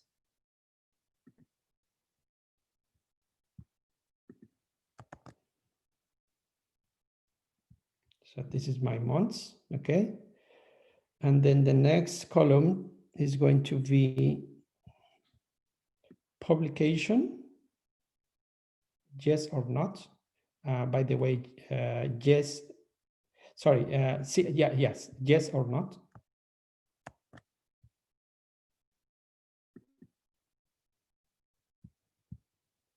Publication here.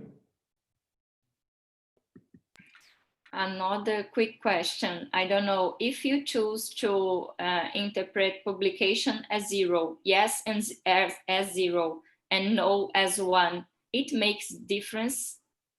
I don't know, but yeah, I have this question. This maybe not really good question. Because for Stata, I'm going to show you afterwards how Stata works with this, because obviously this is not 0.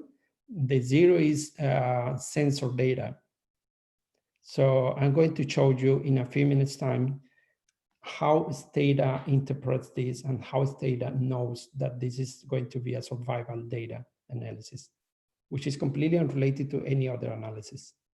Okay? I'm going to show you in hopefully in 5 minutes time.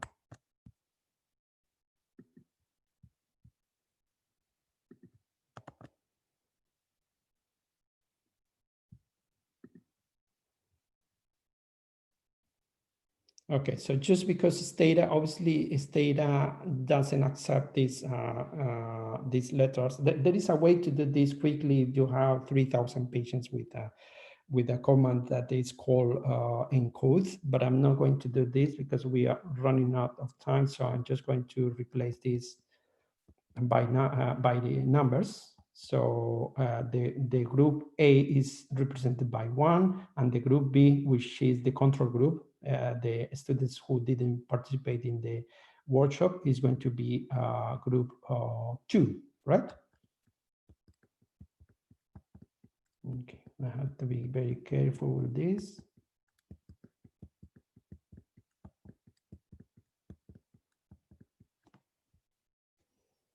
Great. So I'm just going to eliminate the variable 4 because I don't need this anymore, provided that I did this correctly.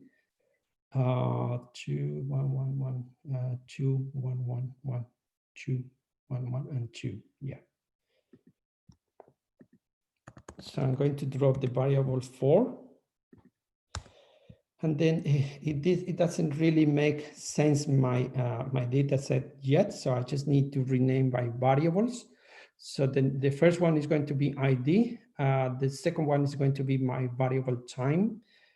The third one is going to be my event. ID, time, event, and group. Okay. So the way to do this quickly is just type your rename comments, and then rename the all comments 1, 2, 3, and 5. And then I'm just going to remain by I'm going to call this ID. I'm going to call this time. I'm going to call this event, which is the publication. And then I'm going to call this group.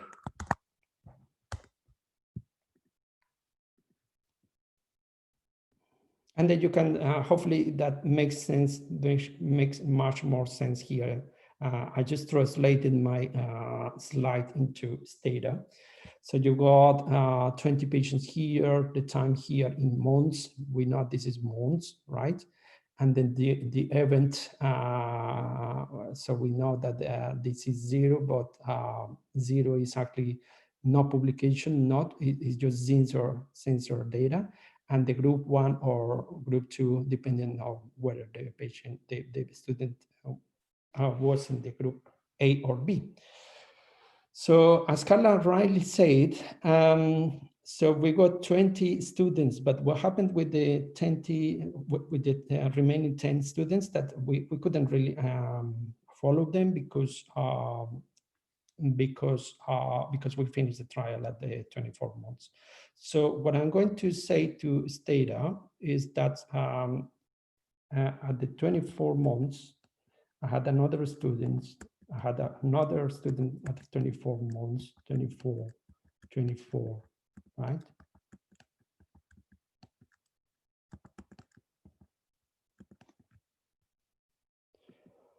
And then these patients were, what is that called? Right sensors.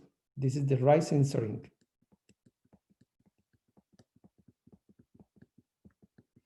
Doesn't mean that they didn't have the event. I'm just saying Stata, look, I've got 30 students. Unfortunately, I couldn't really follow all of them. All I did was until the month 24, and I have no idea what happened with those students afterwards. This is going to be a right censoring, and just to let you know that I've got 10 more students to take into account in my model. So that this is what your data set should look like. Obviously, the group not, because you're not, you didn't locate this page. They are located, but you don't for the sake of the analysis doesn't really matter because they are censored. So you just need to put here 24 and 0, okay? And this is my data. This is my data set. So I'm going to show you quickly. The other question from Karla was where those 0 was considered as no publication. They are considered as censor. But how we do that? We just need to tell Stata, this is going to be survival analysis. And the way to do this is ST set time, because my time is here. This is my time variable. And then it's weird because Stata likes to call failure to the variable which contains the event. So I just need to follow this syntax. Survival time sets ST for survival time. So survival time sets time. Failure, this is always present in the syntax of Stata. And then the name of your variable containing the event, okay? So event equal to 1. So by this, I'm saying to Stata, This is a survival time. This is not going to be anything else other than survival time, okay?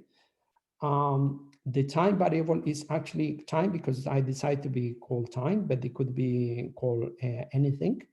And then the comma, and then the failure is always present there because for Stata is the way to say Stata, this is my variable that contains whether or not the patient had the event.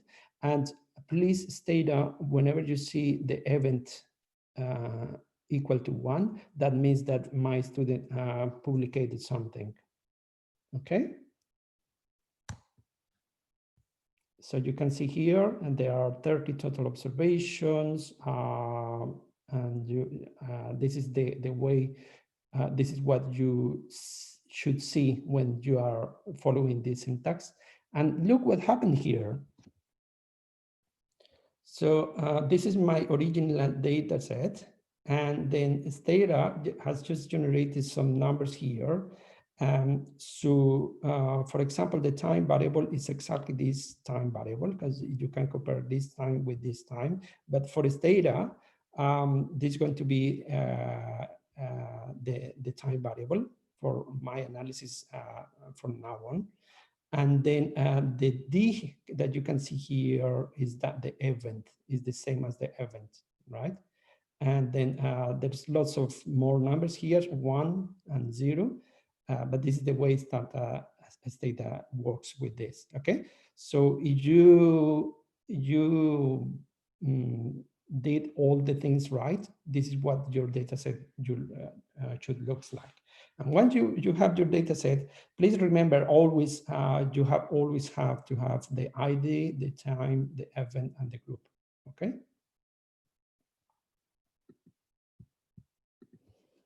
And then I'm going to construct my, let me see, this is, I'm just going to say to Stata, survival time, summarize my data, but do this by the group, okay? So comma, by group. Comma, by group, which is this variable, okay? So the number you should look at here, remember that the group 1 is the group A is 1 and the group B is 2. So this is the survival time, 17 and 22. And this is what I was talking about here, okay? When I was saying to you, this is going to be something like 17 here, and this is going to be something like 22. So it's exactly that one, 17 and 22. So that means that the survival time is actually better for the group 1, which means that the group 1 is more prone to have a publication. So so you just need to look at the median and the survival time, and this is what you need to report in your paper, okay? The survival time for each group. So it means that the group 1 publicates faster than group 2, right? Yes, and the median of the median of survival, remember, the median of survival is 17 for the group 1. And that means that if this is a bad outcome, so that means that the group 1 is actually worse than the group 2. But because this is a good outcome, so in this case, students who attended the manuscript writing workshop, the median was 17 months to have the first publication. And for the control group, which was for those ones who didn't attend the workshop, they actually had longer time to publicate something. Okay. I'm hoping that made sense. And then the survival is calculated by STS generated, and unfortunately you have to follow all these commands. Actually, there are only 6 basic, very basic commands, no more than 6 or 7 basic commands in survivalist data. So this is the third one, and I'm almost finishing with my demonstration in Stata. So STS generate, and then you just need to call your cumulative probability, whatever you want to call. For example, I'm going to call this variable surf cumulative survival, and then this is equal to S. Okay, so immediately you will see here exactly the exercise I was doing with you guys 20 minutes ago. So you have the cumulative probability, and if you can remember, the 0.2236 is exactly the cumulative probability I obtained from my sample, from my example. And so I just wanted to show you how to calculate this in Stata very, very easily, which is just with this command, okay? And then Wilson, sorry, can I have a question? Yes. So ST sum for the whole population, why don't we get 50 and 75 survival time? You had that when you did it by group, but not for the whole population. Oh, you can, oh, here, you mean here? Yes, yes. Okay, let's see what happens. STS. Because they didn't reach the median. You see, Daniela? Yeah, yes, I see. But why, when we divide by groups, they reach the median? Okay, I'm going to show you why. Because obviously this is for the entire sample.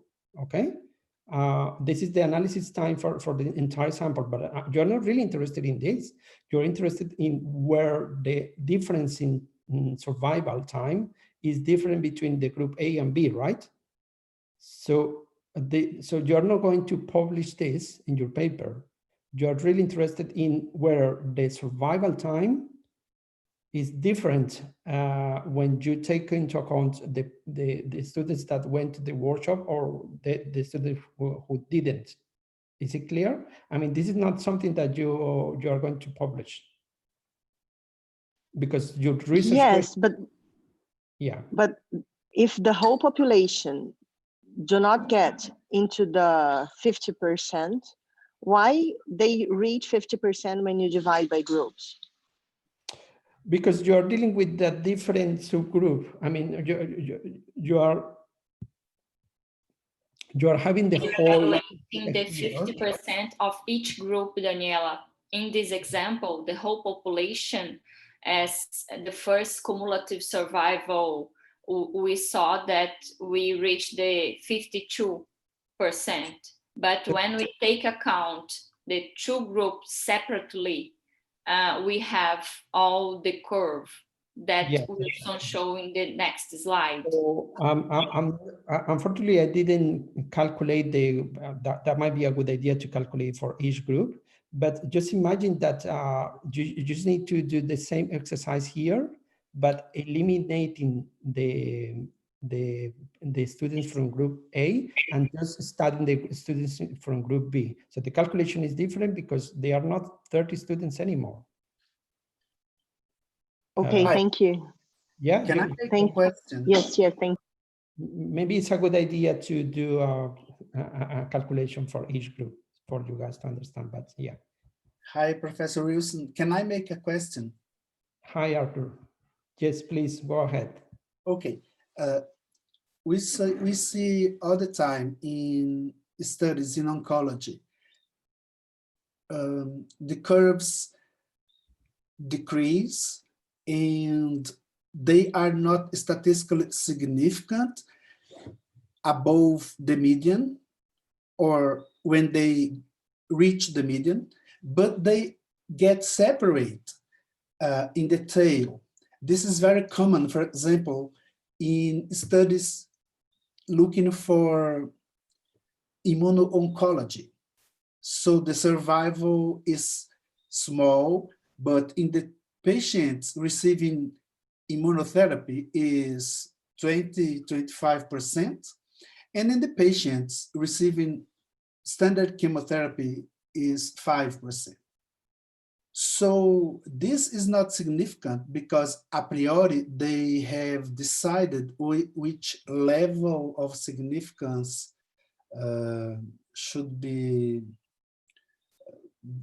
the one of the study, or because the method of Kaplan-Meier just looks for median survival. You know, it's just the method implicit in the Kaplan-Meier survival. But imagine that, if, for example, you've got something like this. Unfortunately, I can't draw here, but if you have something like this, and then I would be surprised if it's not significant. But if it's not, the next question is maybe you just had to increase the duration of your study, and maybe this is going to be to reach the median.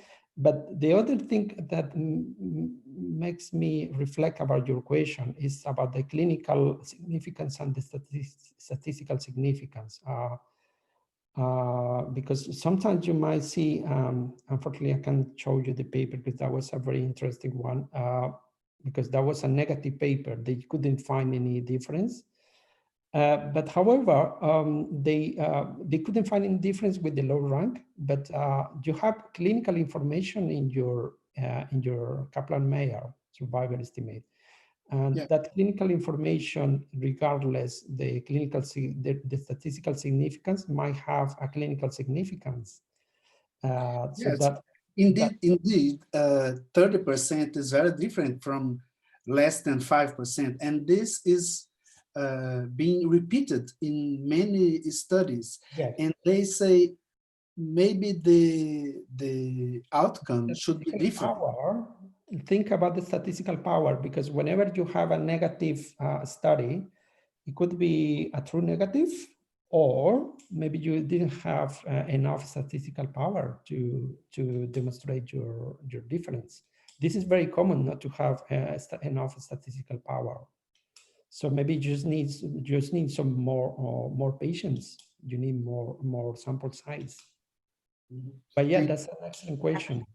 Arthur and Wilson, in this situation, could we have some bias that can influence your results? Because, for example, you are saying that the difference in the beginning, at one time, is different from in the end of the follow-up. Maybe it could be any influence regarding the treatment or the disease, and is it this log rank valid in this situation, Wilson, when we have difference?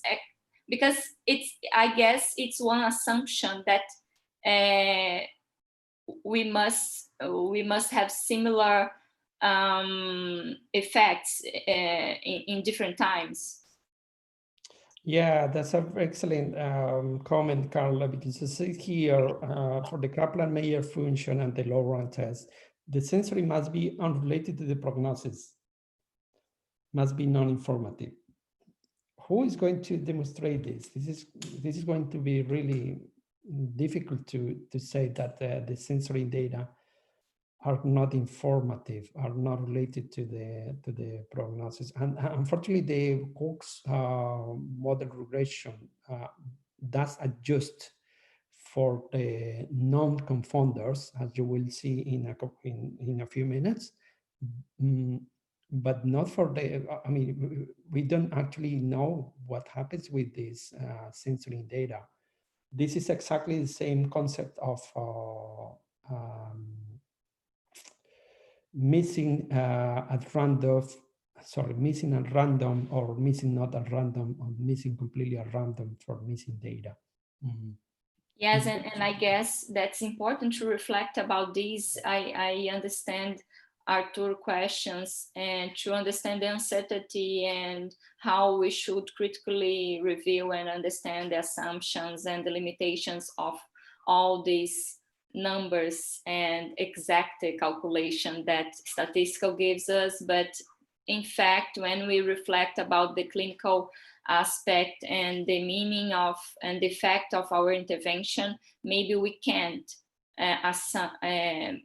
be sure about some assumptions. Yes, exactly. Thank you, Karla.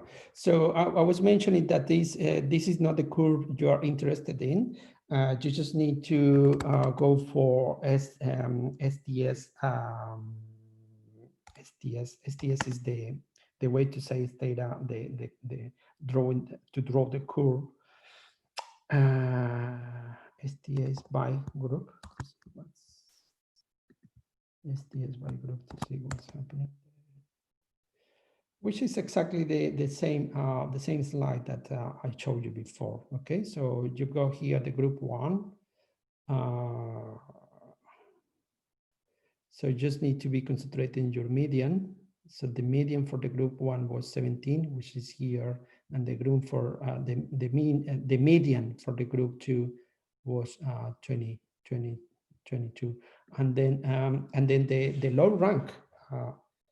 The low rank test is very easy to test in Stata. So you just need to type STS test.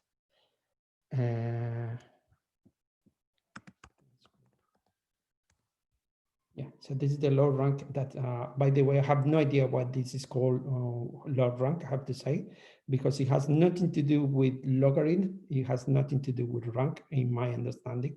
But this is what is called low rank test. Essentially, this is just a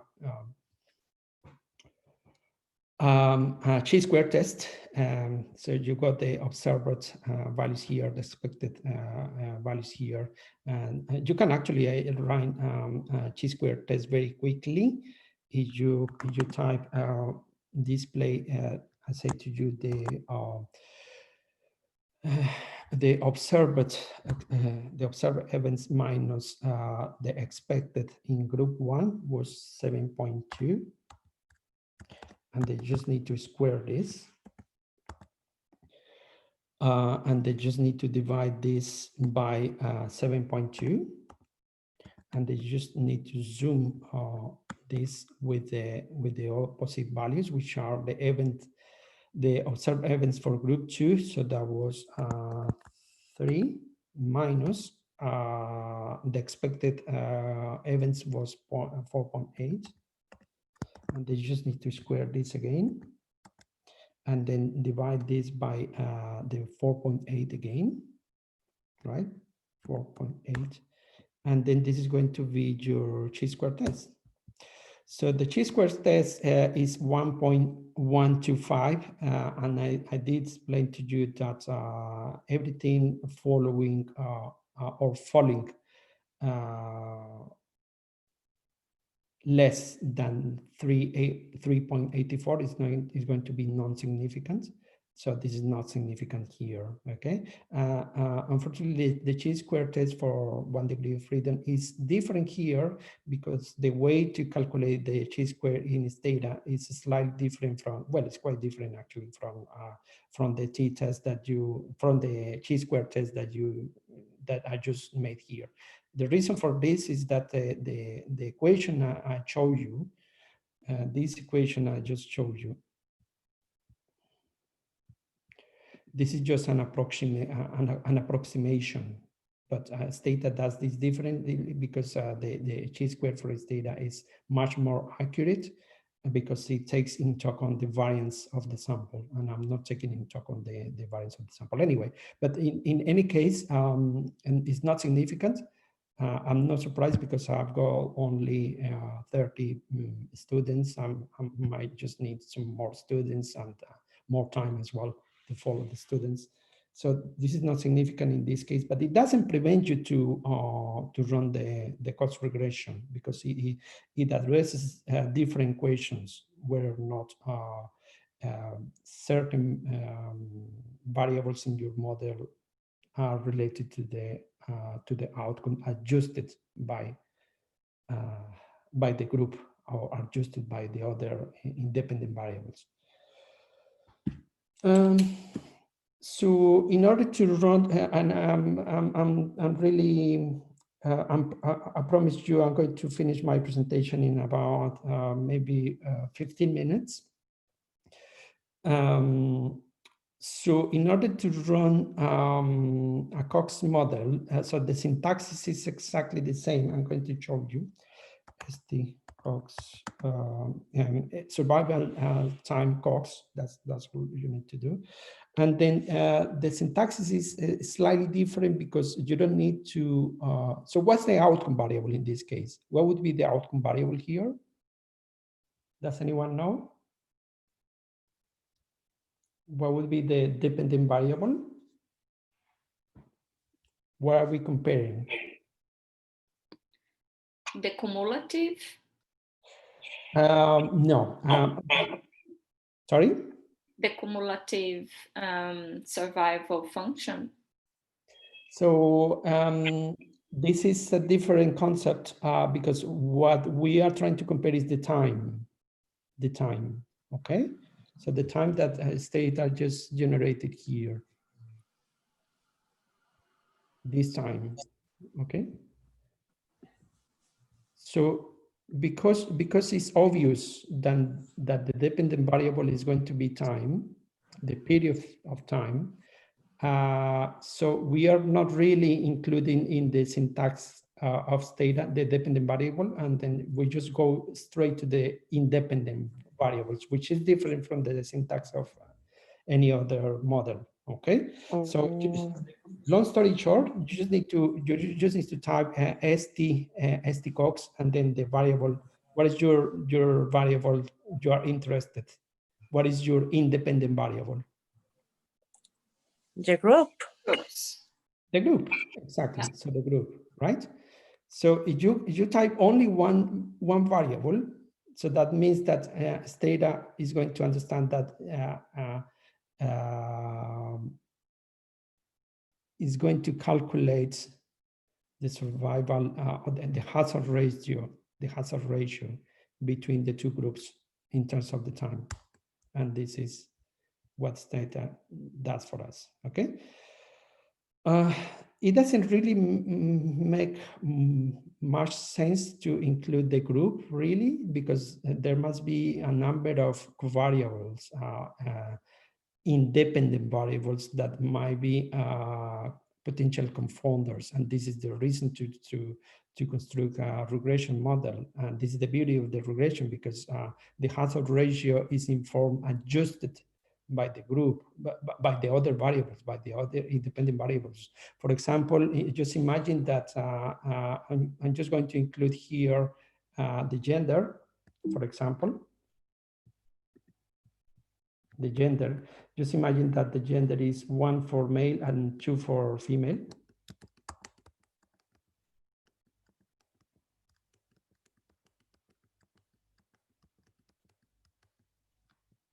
Wilson, how Stata understand that you will use this time as the outcome? It's because we already done this time to underline T data set? Yes, Karla, it's really important, very, very important. Where is it? This command is really important, okay?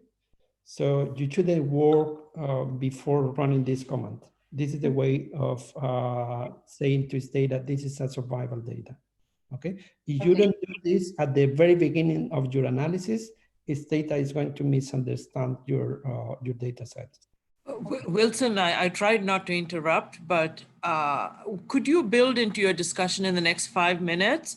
Because I was reading on logistic regression, and that also considers time, but there's a difference, you know, in terms of specific time and whatever other. So logistic regression, the difference is that, as I said to you in the very beginning of the presentation, logistic regression considers the outcome variable, the dependent variable, as binomial. yes or not, having the event or not having the, always binomial, yeah? And the difference with survival analysis is that the outcome is always time. There's a lot of things in common. For example, did I answer your question, Karla? Yes, yes, Wilson, because it's really important, because in the comment that you just wrote, you just add group, but it's important to understand how Stata will understand what we would like to. Sure. So this is a survival model, but this is like you will see this organization of the data in all regression models, even in logistic regression, in Poisson regression, you will see this. Okay, so you have to really get used to this. I'm going to explain to you what this means, but if I have time.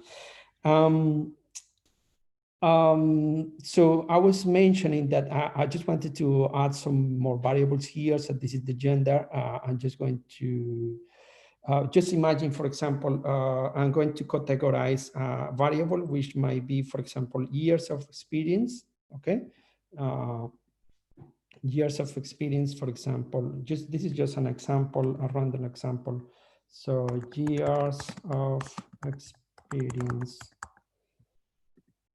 For example, if I categorize my variable something like less than 10 years, 10 to 20 years, or more than 20 years, something like that. Yeah, that might be a potential confounder for my in terms of the publications or years of experience. One for less than 10 years, 2 for 10 for 20 years, and 3 for more than 20 years. So this is what I'm going to try to simulate here.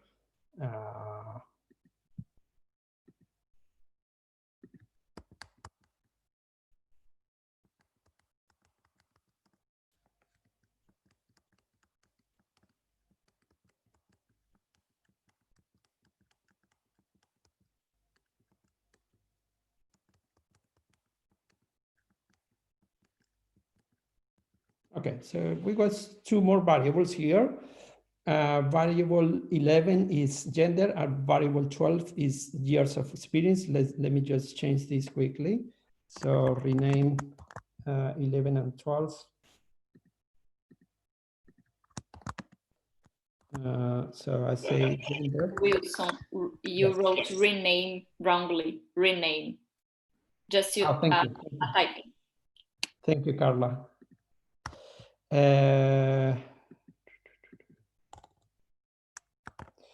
Rename gender, and the other one was, for example, years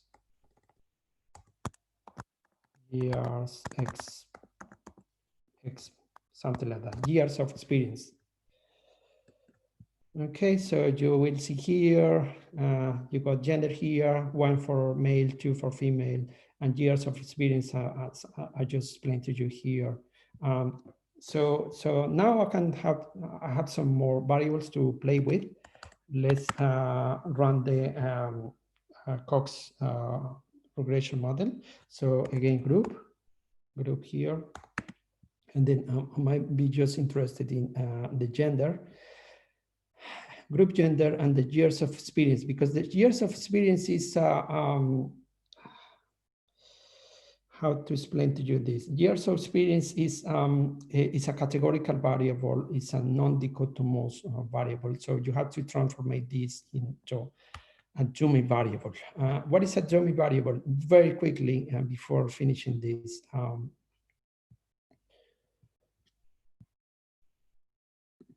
So just imagine that you got a categorical, and this is very important for regression models. So this is really important for you guys to understand. Imagine that you got a categorical variable and you codify this as one never smoker, two never smoker, one never smoker, two ex-smoker, three for smoker less than 10, or four for smoker more than 10. Yeah. So the problem with the regression models is that Stata cannot interpret this correctly. Why? Because the ex-smoker, which the code of the variable is 2, doesn't really have the double of risks that the never smoker, or the people that smoked less than 10 cigarettes a day don't really have 3 times the risk as the never smoker. It doesn't really work like this. That's it. So, so what Stata does with the dummy variables is just recode these variables. And then Stata internally, you don't need to say anything. You just need to, I'm going to show you how to do this. But for the basal variable, which is in this case, never smoker, Stata is going to generate a binary code, which is 0, 0, 0. And then for the ex-smoker, instead of 2, Stata is going to generate 0, 1, 0, 0, and so on for as many as variables you have here, okay?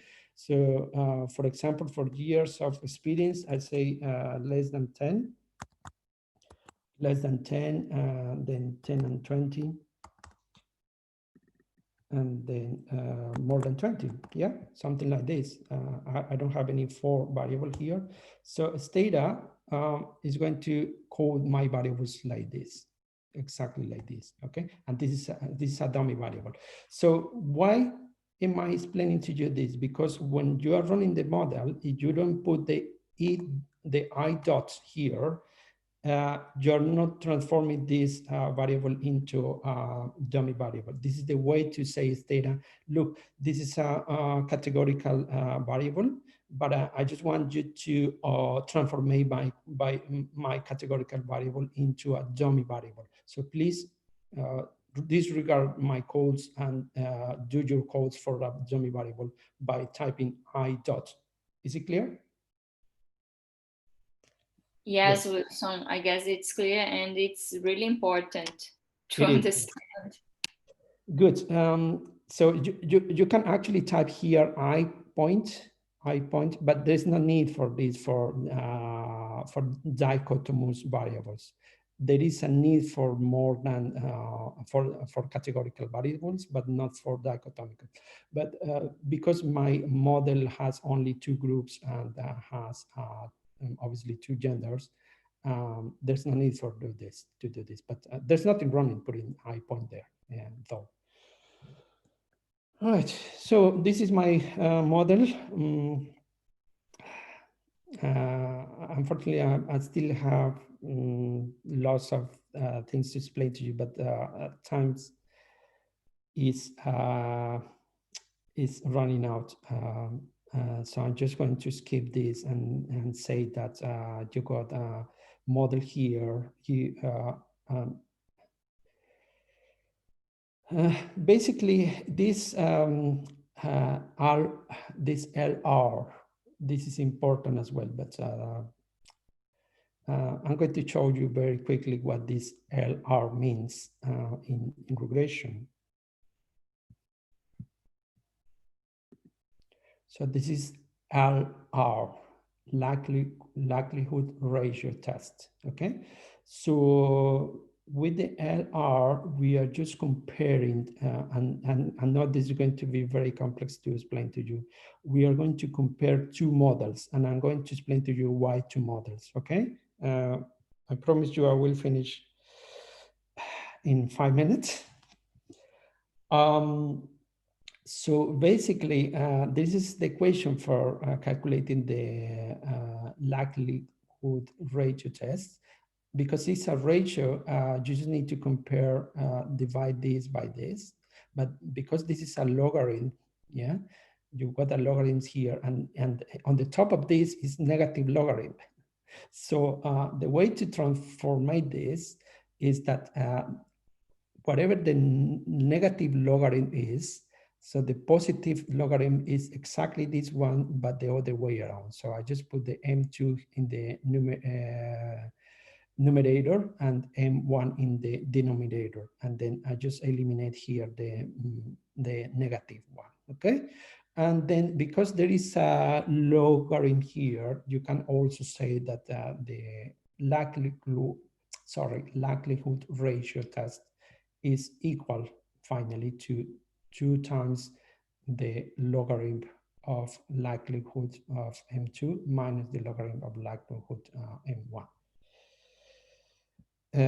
By this, I mean the M2 is the final model, M1 is the initial model. I'm explaining to you this because you've got lots of data here. So what Stata is trying to do, is just, this is your initial model with your variables, and then Stata is just trying to improve your model by doing these iterations here. This is your initial model, and then you will have a logarithm of maximum likelihood, which is this one. This is just to improve the goodness of fit of your model. I'm sure you will understand this better during the July workshop, but this is really, really hard to explain to you in 2 minutes. I just wanted to point out that this value, which is the likelihood ratio, which follows a chi-square distribution for 4 degrees of freedom, is 2.94, and is not significant here, but this number came from this equation. Let me see if I can demonstrate to you. What is my final model here? 2.94. Okay. Anyway, what I was trying to say is that you just need to divide this, not divide, put the anti-logarithm for this, minus the anti-logarithm for this, and this is going to come up with a number, which is this number.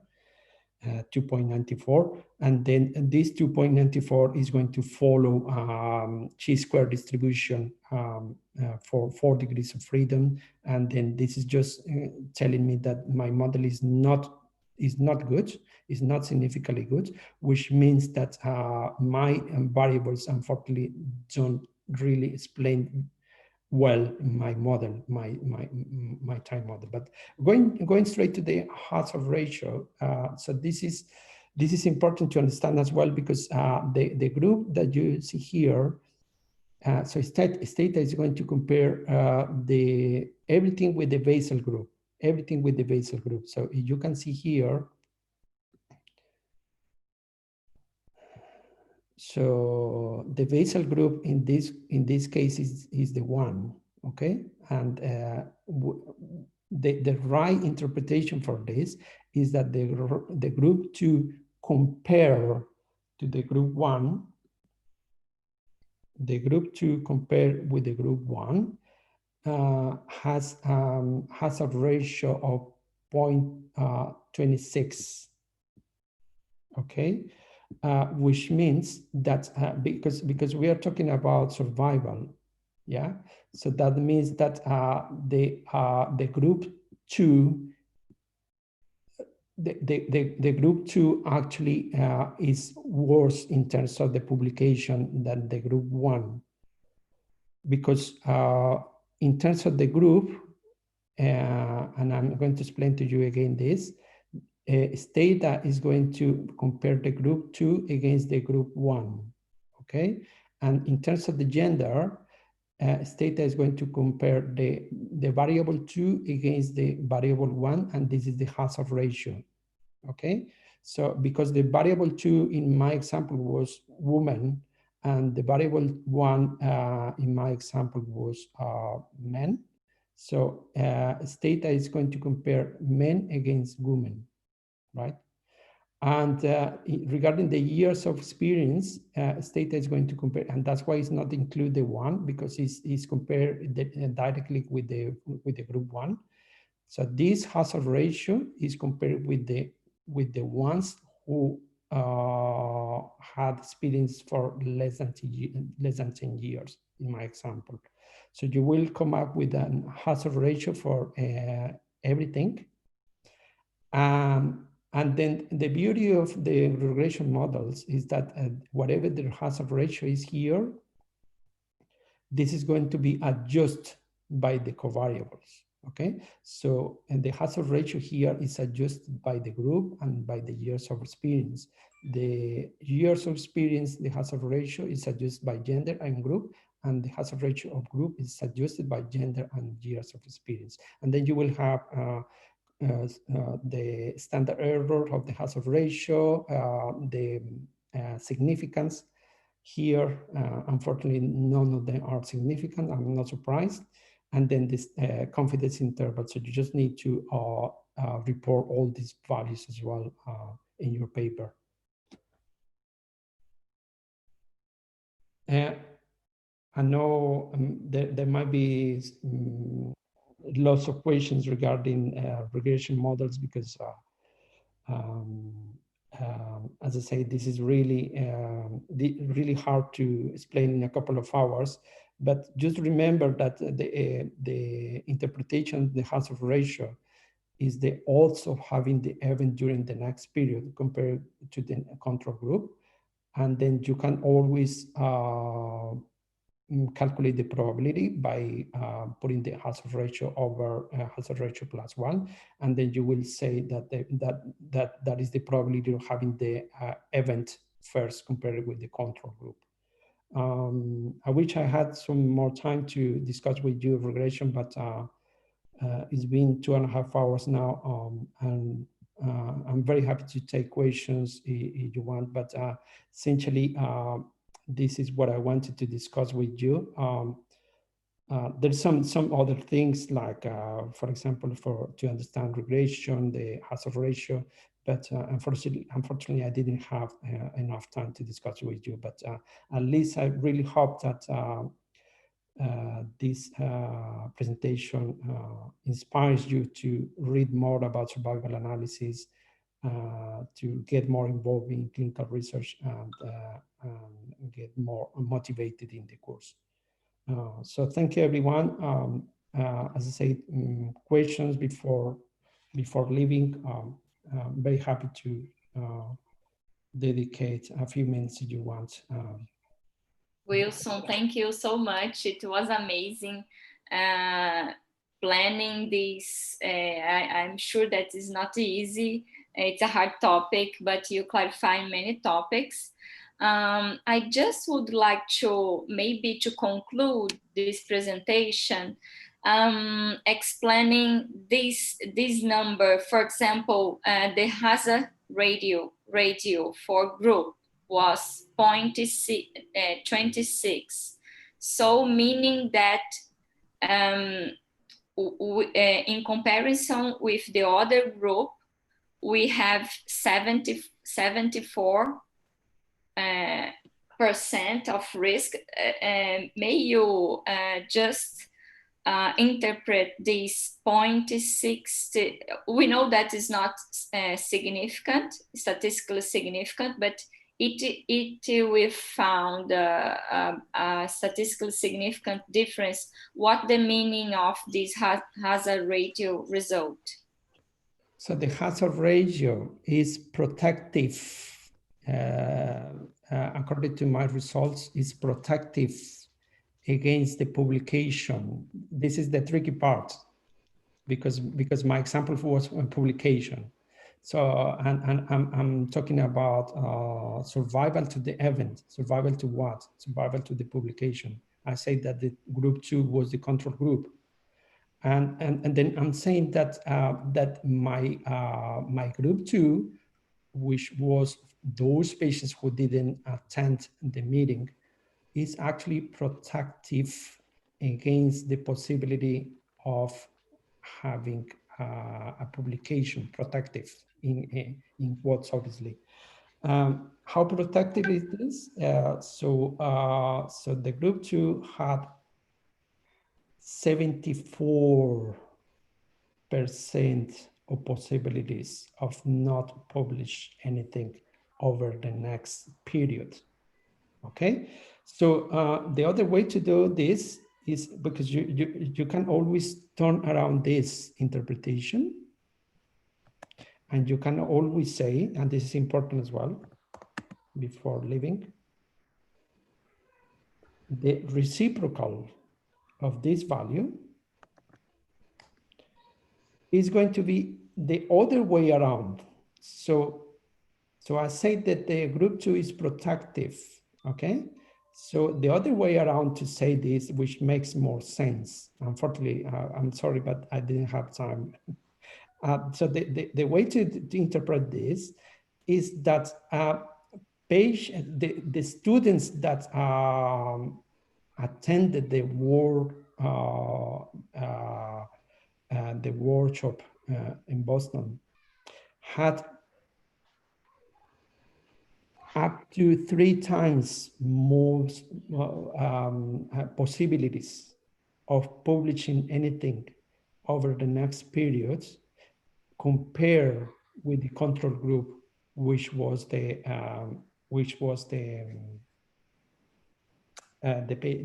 students who didn't attend the meeting. Yes.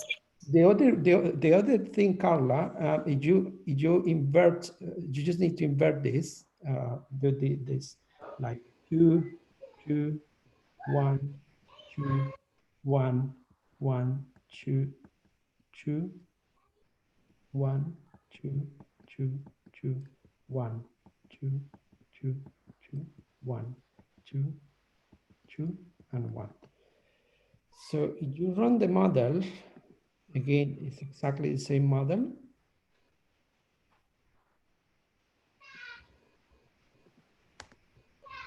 So you will see here that 3.77, which makes more sense. It depends on how you construct your model, okay? Because in this way, I'm comparing the other way around. I'm comparing the people who had the possibility of attending the workshop against the people who didn't attend, okay? So that means that they are up to the possibilities of publishing something for the people who attended the course was 2.77 more than the control group over the next period. Wow. Thank you so much. It was great to run the model in this way. Yes. Great. Sorry. Thank you. I probably missed the most important part of the interpretation, but I was just trying to speed up and try to catch up with the presentation. So yeah, I'm very, very happy with you guys to join us. We are also working hard with Karla to prepare some more stuff for you. Again, it happened exactly the same. It's been 2 hours and 40 minutes, but I truly hope that you enjoy my presentation and you learn something, and that you were more motivated now for understand more. Absolutely, Wilson. Absolutely. Very Thank complex you. topic. Great.